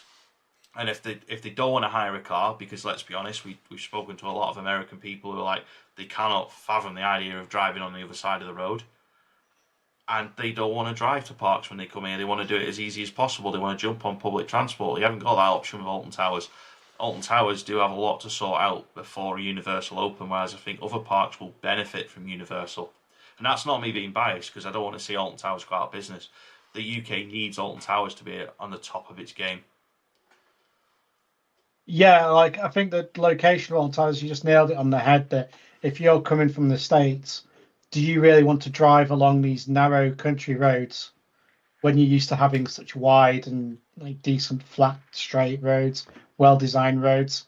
I'd imagine that being quite off-putting to American overseas visitors. But I do think that there is a market for Alton Towers. Now, I don't think trying to compete with Universal is where it's going to be, but they need to be, because the price point's very different to what Universal are. Well, I'm speculating, but what Alton Tower, what Universal are going to charge to what Alton Towers charge is very different. Now, if they take the stance of they can charge Universal prices, but offer maybe a quarter of what Universal offers, they're going to be in trouble. And it'd be interesting to see how Universal come into the UK market and what their price point's going to be, because it could be a big disruptor depending on where they place themselves. Yeah, I agree. Bear with me. It's okay. I don't think there'll be universal prices in terms of what you see in Florida. I think they'll be a lot lower. Florida is the perfect place to charge ridiculous money. Disney do it, Universal do it, Busch do it, they all do it. They know that getting there is cheap. But it's to get in there. Once you're there, everything's expensive. And that's where they've got you. Because you thought, you've gone online, you've seen those £400 flights and gone, great, I'm going to go to Florida. And then it's like, well, I've got my flights now, I've got to pay for my tickets. So, I'll let you carry on for a minute because I need a drink. Okay. But I don't know what to ramble on about now. Talk about prices. Prices, oh, right, okay. Anyone have any technical questions that they want to know about roller coasters? That I'm good at answering those. Prices, not so much. Not really accountant. We might need to get Brian over here to help. But that it would be interesting to see what they go for. With it being a single park, I don't think they are going to charge Florida prices. And you know what? If you look at a Universal ticket, it's about £500. So if you take away the other three parks, one park, you're getting close to the £100 mark. And to be fair, Towers is, what are they charging nowadays? Is it about 68 on the 60, gate. 68 on the gate? Wow, okay. But they don't expect anyone to actually pay that, did he? So, it is, well, most people have a buy one, get one free You've got a technical ticket. question. So, oh, have I? Okay. What's the most complicated type of ride to operate? The Twirling Toadstool is definitely the most complicated ride I've operated when it comes to what you have to do. Because most rides, even 13, even though it's a complex ride, the computer does everything for you. So you don't have to do that much with it. It just kind of operates itself. It just drop track goes up and receives the train, drops, boots it out, fast switches, that's all automatic. All you do is dispatch that train and just monitor it going around the track. So it's but the Twirling Toadstool is crazy because it actually had a manual foot brake, a bit like in your car, but it was known as a semi-automatic ride. So when you started it, it would raise up and do its cycle, and then it would decide when it's finished. You didn't decide when it was finished. The ride would just start coming down, and you had to manually brake that ride. Otherwise, it would just come down at full speed. So there was quite a lot of training on that one to get passed up on it. You had to be really on the ball with working out the weight of the ride. If it was a full load to when it was an empty load, you'd have to be more heavy on the brake or less on the brake. I think that's the main reason why it went, because there was too much risk there with if the operator didn't brake it properly, you could have chairs hitting each other, and in this day and age that can't be allowed. So that's probably the most complicated ride I've done. I'm sure there's other more complicated ones out there. So I'm looking at, there's a couple of questions here that I think you should answer. I'll read them both out. So you got why do rides like Rita rollback? Why do rides like Stealth rollback now and again? And the other one is, can you explain the difference between a hydraulic launch and an LSM launch? So I'll let you get to them in a second. I'm the right guy for this. Oh yeah, go for it. I can sit here like this and just let you get on with it. Okay, so what was the first one? Stealth rollback. So yes. It can be a number of things with Stealth. So I'm going off my Rita knowledge here a little bit. Stealth could be a little bit different to Rita, but there's actually the ride calculates how much power is needed for the hydraulics. It charges the accumulator up to about 300 bar. It does vary depending on how much power is needed, and that's averaged out over the first 4 launches. So a good example of this is when we went to Cedar Point, Scott, and we were first on Topfield Dragster back when it was still a hydraulic launch, and they actually loaded one car at a time, and that was so that the system would start powering itself correctly.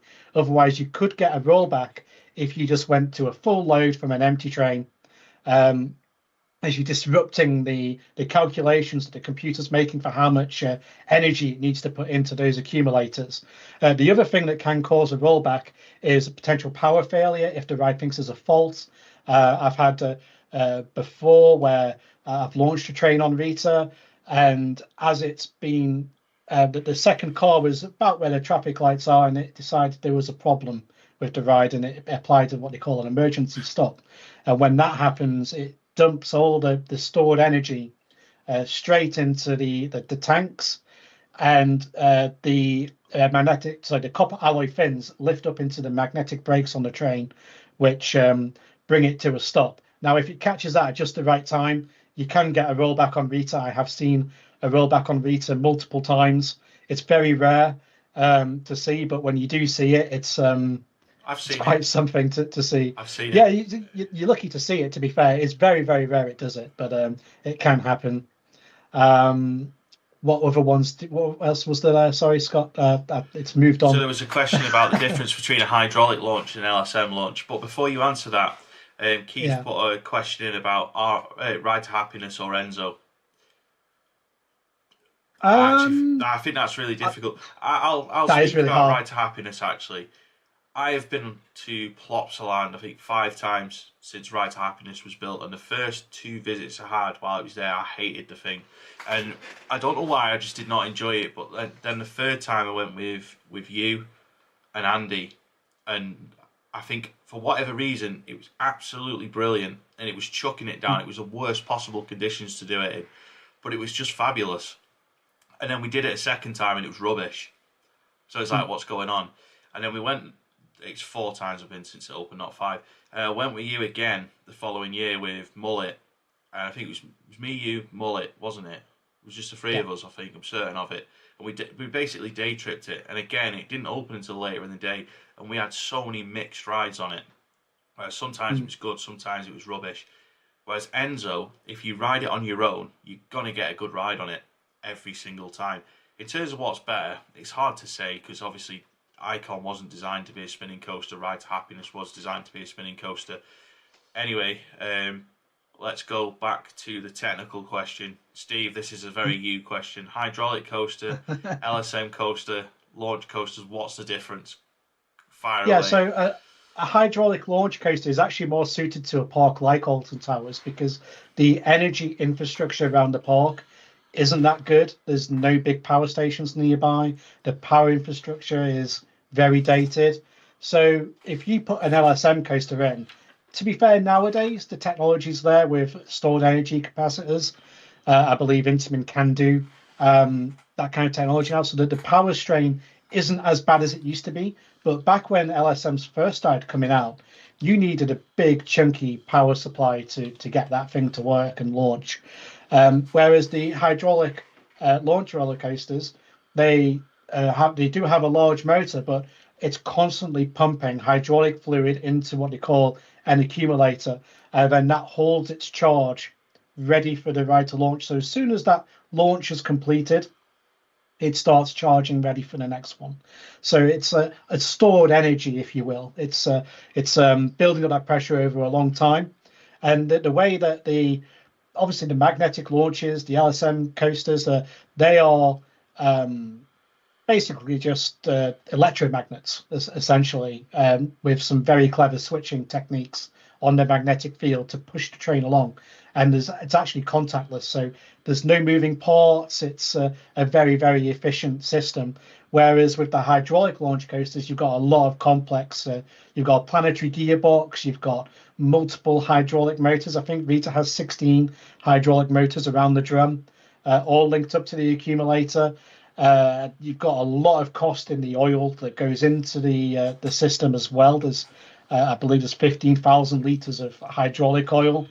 I think actually Rita might have more. I think that was 13 that had that much. Rita might have more in it, and it's a machine to look at. I think you've actually been in the hydraulic room, haven't you, and seen it Yeah. running, and it's an impressive sight to see the whole thing running. You've got 3 cables on it, so you've got 2 launch cables and a return, and the return is just to basically bring the catch car back to the beginning. Interestingly, the catch car actually has its own brake fins, which you sometimes see if it starts to rain heavy. If you're near Stealth or Rita, you'll see steam coming from the end of the launch track. And the amount of times I've had people come running up and saying, "Your ride's on fire," and it's like, no, it's just steam.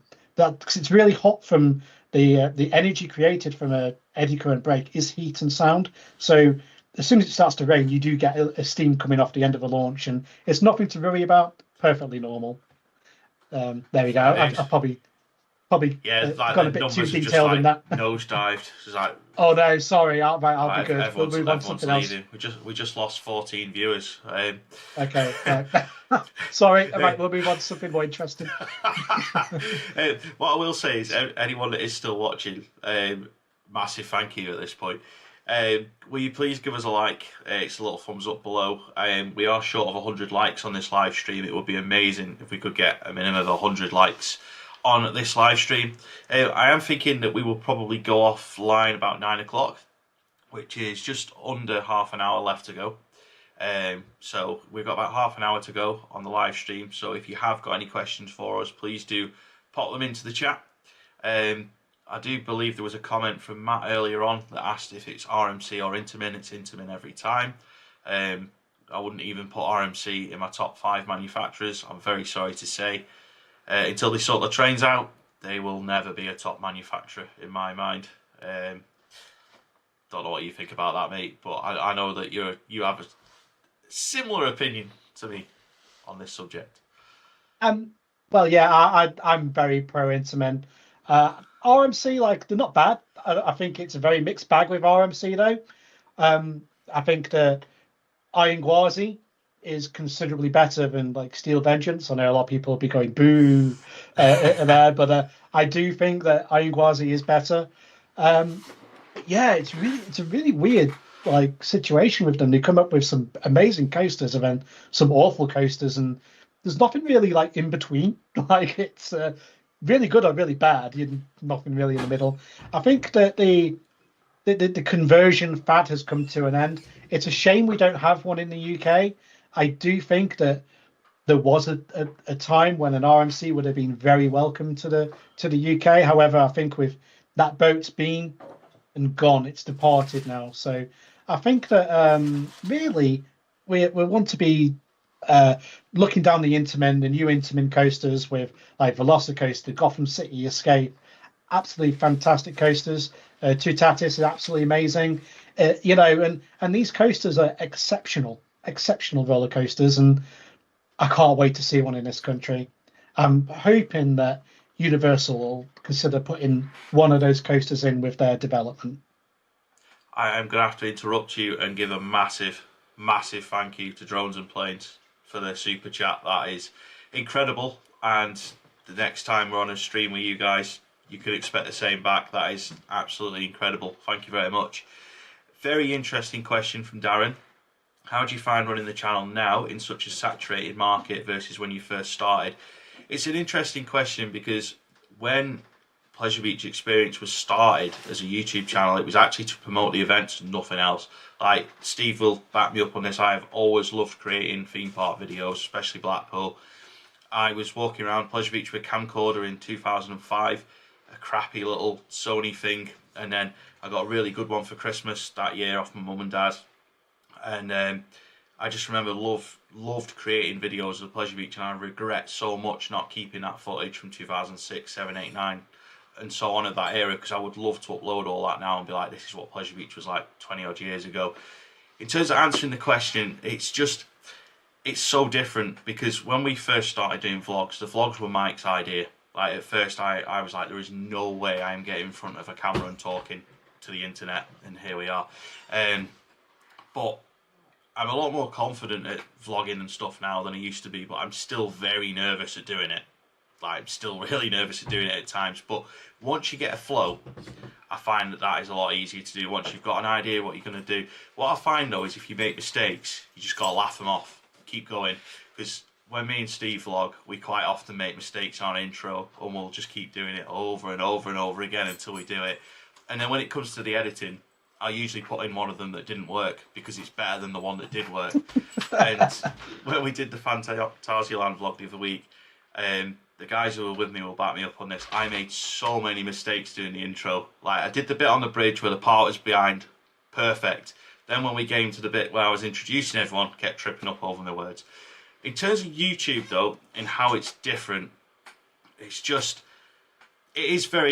is a lot of people doing the same thing, and you've just got to try and do something that's different. But also, like I said earlier, you got to do it for the enjoyment.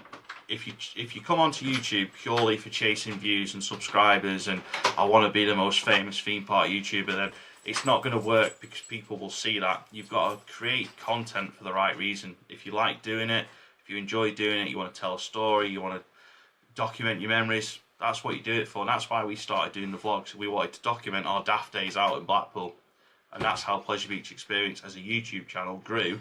But as a result, our events grew, and then it was like, right, it's time to just expand on that more and more.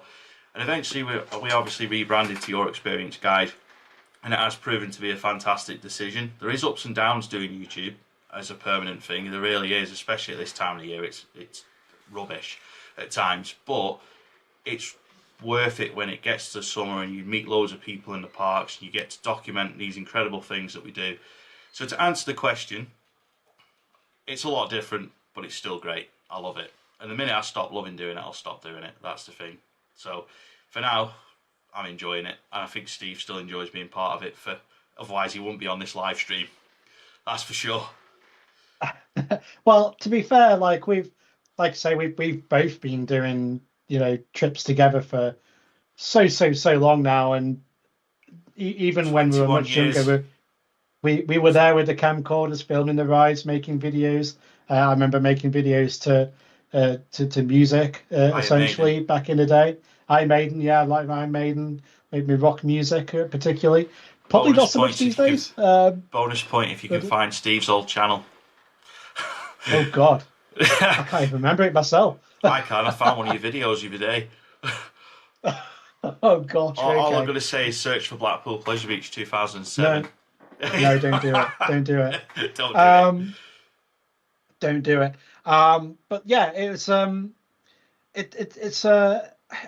really rewarding going out there and just experiencing the parks for what they are. I quite like how us lot particularly, we just enjoy it and take it for what it is. Like, it's always, if it's a good day, it's a good day. If it's a bad day, it's a bad day. But we're still friends, and we'll still go to Nando's afterwards and have a good time. So absolutely. It's good, and I just can't believe like how long we've been doing videos and going to theme parks for. It's absolutely crazy. I had a bit of a break. I had a 10-year break almost. Like, I know I did see you like a couple of times each year, but when I was working at Towers, there was a lot of restrictions on you're not allowed to be on social media unless you were someone, but I always say, and they were very strict on it. If you were on social media, if you're seen on YouTube, you could be taken into HR and disciplined. So they were very, very strict on that. So there's a little bit of frustration when I was working there that I couldn't really go out there and do all those things. But since I left in 2021, that was my last season. Yeah. I think that I've been making up for lost time. I've been all over the world and done what I wanted to do, and I don't regret a second of it. It's been brilliant. Doing Velocicoaster like that first time was just. I remember being out there and saying to you, because you came out a little bit later, I was like, "You're gonna love this. You need to come to Universal right now." I remember you spamming me when I was on the plane. And I was like literally sat there watching Jurassic World, and you're messaging me from Universal saying, "I hope you're coming to Universal when you get here." I was like, "Well, I am. I don't know if Mark is, but I am." And I remember us driving from MCO to the hotel, checked in. I was like, "I need to go and do this Velocicoaster because I'm sick of Stephen messaging me about it." And then we did it. We got a re-ride, and you didn't. I know. and I remember you being stood in the station all disgusted because me and Mark went round for a second lap, and you're like, "Wait a minute, I've told you to come here, and now you've got a re-ride." We just said the staff were good. Times in 2 hours. Yeah, to be honest, though, like you say about how long we've been doing theme parks, it's literally in 2 weeks' time it will be 21 years since we met at Pleasure Beach. Really, 21 years. Coaster Force 2005. Wow. Oh man, that is a long time ago. And I remember it like it was yesterday, because I remember being dead nervous because I didn't really know who was going to be there, because it was the first event. Yeah, I think it's the first time I'd ever done Bling, wasn't it? I was breaking it. Yeah, and then I think was it 6 months later or maybe even a year later, we did Spin Doctor, and we did Spin that was Doctor quite scary. A few weeks later, I think. That was terrifying. And it rained the whole time. We got drenched. So crazy. We were scared of coasters too once upon a time, that's a part of the adrenaline, isn't it? So the interesting thing, going back to the question about the channel in terms of stuff, is I do like to try and do stuff that's informative as well, in terms of building on my own experiences, like when I was scared of coasters, and obviously you like to talk about stuff from a technical point of view, and I think that's something that we maybe moved away from a little bit too much last year. Again, I go back to it.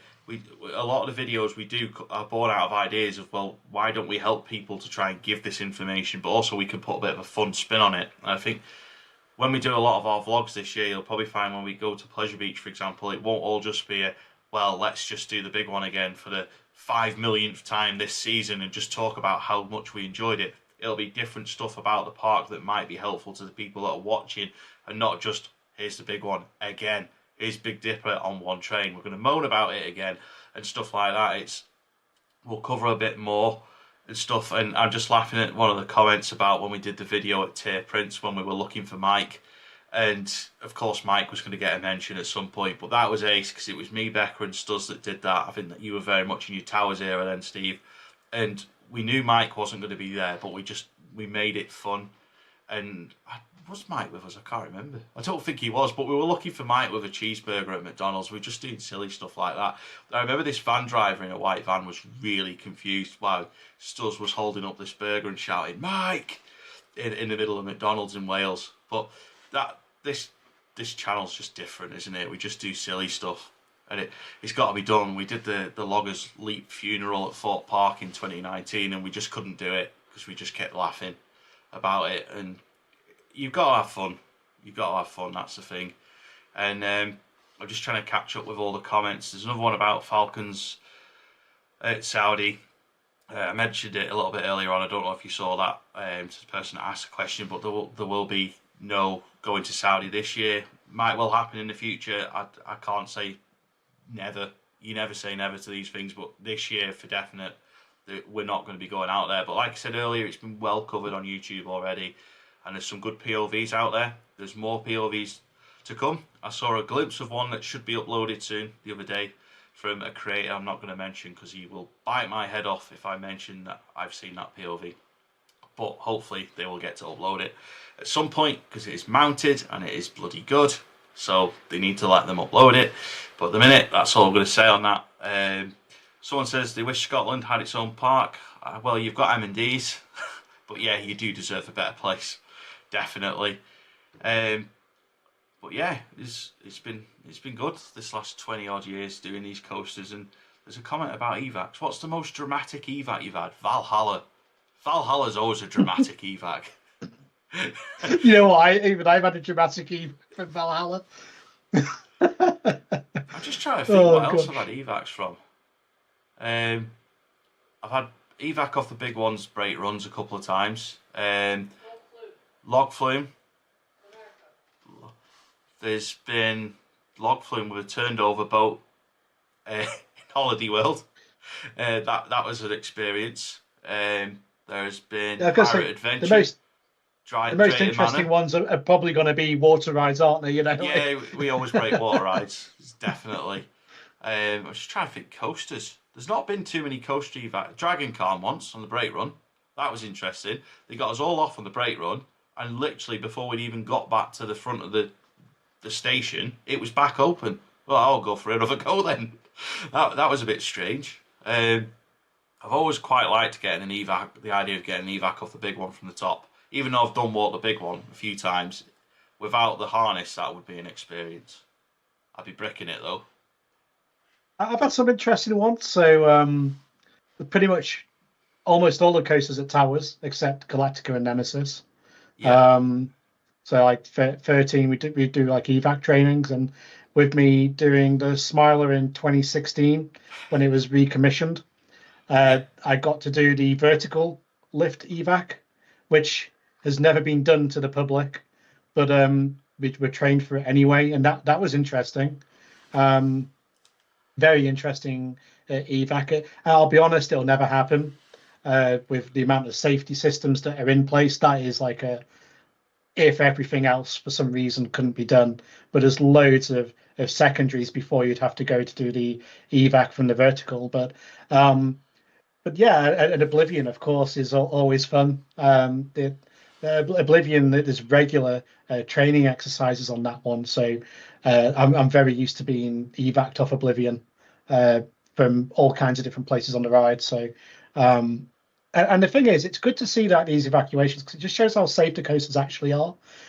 All the procedures are there to get everybody off, and you know, it's very routine, very normal. So when it does happen, the staff are always prepared for it. So it can take quite a while. Oblivion has a lot of people on the ride at one time, so it does take a long time to get everybody off. But you just got to be patient, and they'll get everyone off the ride usually within an hour. But we normally try to avoid doing evacuations though, because they are quite lengthy. You need a lot of equipment, and it could take a long time to restart the ride. So where possible, depending on the fault type, they try and always restart where possible. But sometimes you just got to get the evac kit out. So yeah, I think it's worth mentioning as well. Obviously, me and you have both carried out evacs at Towers at different yeah, times. Like I've evacuated the log flume when it was there twice, and that was always an experience because people just simply did not want to get out of the boats. That was a long-winded process, and I think the second time I did it, I was the most senior ride host on the day, so I had to kind of be in charge a little bit of what we were doing, which was, as a 19-year-old, was pretty scary, but it was a bit of a character building exercise. But I always enjoyed it when the log flume had problems because you used to get to go and stand up on the lift hills and manually operate it. Like I know it sounds ridiculous, but you'd be there with this little white box. You'd open it, it'd got all these little buttons on it, and you press this black button, and it'd move the lift hill one boat at a time. And then at the end of the day on the log flume, you had to park the boats on the lift hill. So from memory, the first lift hill was 6 boats, the second lift hill was 3 boats, and the last one was 5 boats. And they had to be done in a perfect way of coordination, otherwise it would completely put the ride out the next day. And if you got the spacing just a little bit off, you knew that the next day you were going in, the engineer was going to bite your head off in the morning, because as soon as they turned that on and got it all going, it would have just gone down. And it was called the Flume of Doom for a reason. It had no end of problems if it wasn't set up right the night before the next day. But it was a fantastic ride to work on. I remember when I started on it, there was an old guy on there, and he said to me, he was like, forget all your training, forget all your customer service training. This is the only ride where you can shout at people because they are idiots. And you would see it because they'd be coming down the drop and there'd be people trying to stand up in the boats. And he was like, if you don't shout at them and tell them to sit down, it's going to cause a problem. And it's no wonder things like that have gone now. But it was scary at times what people would be willing to do. They'd be going up the lift hill, they'd be trying to stand up, and it's like, what are you doing? You're on a moving vehicle. It's just like, honestly. Anyway, I want to answer a question that's in the chat about America 2027. The America 2027 event is not happening. There is just too much going on in the world for that trip to go on at the minute. There's a lot of planning that needs to go into it. You've got to work around everything that's going on in the world. So we're putting it on the back burner. The next America trip is pretty much planned out. It is wrote out. It's good to go. I don't know if it'll be 2028 or 2029. 2029 is the 20th year since we started Pleasure Beach Experience. Obviously, will be your experience guide. Still in 2029. But it will be 20 years since we started, so that might well be the next time we do an America event, and it will be a big one. In terms of replacing it next year, there is going to be a big European event. That one is planned out. It's literally on my desk in front of me here. It's planned out. I've got all the parks planned out. I've emailed the parks already. Everything is a go for that one. Because it's not America, we don't have to put it on sale quite as early, but we will start emailing out to everyone about that one soon. It will be done very much in the same way the America events are done. It will be group travel, it will be book on early and get your space. We'll be doing the park tickets, the hotels, coach travel, ERTs, behind the scenes tours. We'll be doing all of that. And we might well do one in 2028 too if we don't do America in 2028. But let's see how this year in 2027 goes. But we will do another America event. It's just not going to be in 2027. There's just too much going on at the minute for that to be a thing. But those events will 100% come back. They're just too good not to keep doing. But sometimes you need a little bit of a gap. And we are just giving ourselves a little bit of a gap with it. But that doesn't mean that we're not planning ahead, because we definitely want to do them again in the future. So we've got just 8 minutes left of this stream. What was the first ever coaster you went on, Steve? Oh! I know what mine was. Mine was the Nessie in Rill. I think it's still there, It's on Rill seafront, I think. Dodgy little cred Pinfari thing, I think. So my first coaster would have been, I don't even know what it was called. I think it's called the American Coaster, and it All was right. actually at Frontierland in Morecambe. And I remember it because I remember laughing and joking that the cars look like bathtubs. I don't even know who the manufacturer was. It was a very strange looking thing, and it had airtime somehow. That was my first experience of airtime. And then I remember doing a wacky worm the same day there. I never did the Texas tornado that was there. I was never quite brave enough to do it. Oh, But that's a that would shame. have been 1999. I did that. So really, from then to when I was doing coasters quite regularly in 2005, I really did a lot of coasters quickly. My first coaster at Pleasure Beach, of course, was what was it? Zipper Dipper. It was known as That back was one of then. the last creds I did at Pleasure Beach, you know. Really? Okay. Honestly, I did not do that as a child. Like, I remember, I think the first big coaster I did at Pleasure Beach was roller coaster. And Yeah. I don't think I did Blue Flag, well, Zipper Dipper until you were like, you need to do this. I was like, oh, okay. I think I It's did just a that. laugh at it. I think I actually did like almost everything before that, other than Infusion and Icon. Um, Yeah. I'm getting shouted at by Matt for swerving his questions, so I'm going to read one of them out. It says, Top Thrill 2 has deceived Scott a few times now. Steve, does Scott need to give it another chance? Of course, he's going to go back to Cedar Point whilst Magnum's still open. Well, duh, obviously, mate. Yeah. Yeah. I mean, Um, he's asked a question that I would have answered if he just asked me at Phantasialand last week. He knows I want to go back to Cedar Point this year, but it is just a case of how things go. We'll see how it goes, but if the opportunity arises, then it is going to happen because I need a Magnum fix. It's been too long, yeah. and I've still not been on Top Thrill 2.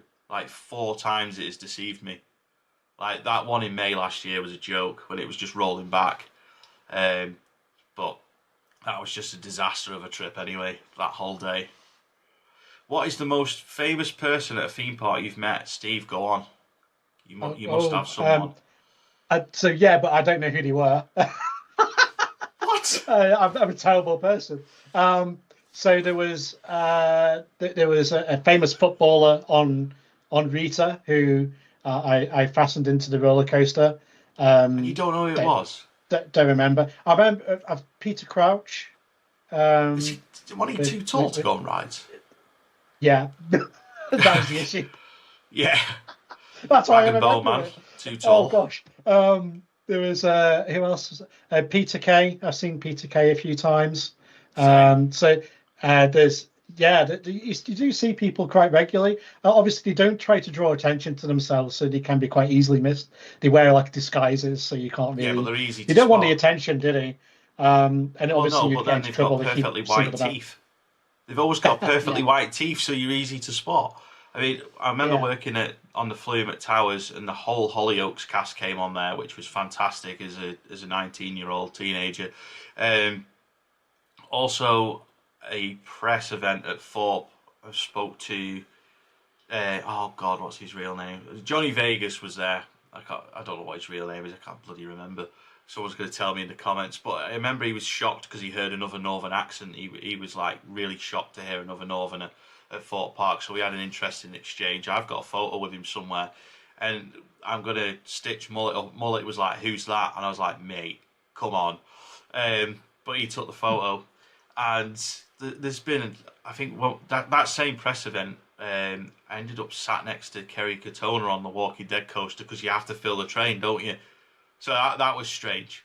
Again, it's just weird seeing famous people, and when they speak to you, it's just like you're not supposed to speak to me. Like I'm, mm, you're famous. Why are you talking to me? And a shout out to Joe Cooper, of course, that we always used to see at Tully's as well. He's moved back to Dubai now, but we always used to see him at Tully's. He's part of Ed's team, and he used to speak to us all the time. And he's a great guy. So doing going to like coaster events and stuff, you do see a lot of people, and you see them in the park as well. Tyson Fury is so often at theme parks, but he's got such a massive sort of security around him that you'll never get a chance to get a selfie with him, like ever, unless Pleasure Beach or wherever are feeling really nice and let you sort it out. But generally speaking, if you see Tyson Fury, he'll be with his whole family, and they very much are of the mindset of leave us alone. don't bother us, we're having a family day out, which is fair enough. But yeah, quite often when you work in a park, you'll especially see famous people, and you do want to speak to them, but at the same time you're trying to remember that they are just on a day out and they don't want to be mithered. I remember seeing the guy that played Warren in Hollyoaks at Towers once, and for whatever reason, me and my friend got a photo with him at the time. That was in like 2006. So you do quite often see famous people in theme parks. But yeah, it says in the comments about Tyson Fury, he's always in Pleasure Beach, like literally all the time. Johnny Vegas is his real name. I don't know. He was at Thorpe. He was having a good time. He was shocked that he saw another Northerner. I don't know what. Everyone calls him Johnny Vegas, don't they? So anyway, we got a minute to go. Any last questions? And I have a question for everyone. Please give us, a request. Please give us a like. Please hit that like button before we go. That would be massively appreciated. Any last thoughts before we cut off, Steve? Are we going to do this again? I think we should. Oh, I hope so. Yeah. I think it's been fun. Nice to have a bit of a chat and obviously answer some questions. And it's been great. It's been great. I'm looking forward to the 2026 season because there's a lot of exciting things happening. We've got a Victus come in, which I'm really excited for. If you've never done an Intamin gyro of that size or that style, I'm not talking about Drayton Manors. This is like next level stuff. You're in for a treat because they are fantastic, and I can't wait to see what Pleasure Beach do with theirs. I'll be there and I'll be going on it as soon as it's open. And I'm just excited for the 2026 season. I think it's going to be really good. Cool. Well, once again, thank you to Second Gen Freya for the super chat. That is massively appreciated. I think we will do this again. We'll figure it out soon. We'll let you know on social media. We'll give you a little bit more notice than this one. This one was very much trial and error. We have been panicking so much about this one working, but we seem to have got the setup right on it. I'm pretty much happy that we've done a good job of this. So we'll try and improve. We'll try and do it again soon. Probably do one in February before the Pleasure Beach season starts. But for now, that is all from us. Thank you to everyone that has sent us a super chat. Thank you to everyone that has liked. Thanks to everyone that just supports the channel and has been part of this tonight. So, and of course, thank you to the moderators and Stephen. So that's all for tonight. Thank you very much, and we will see you in the next video.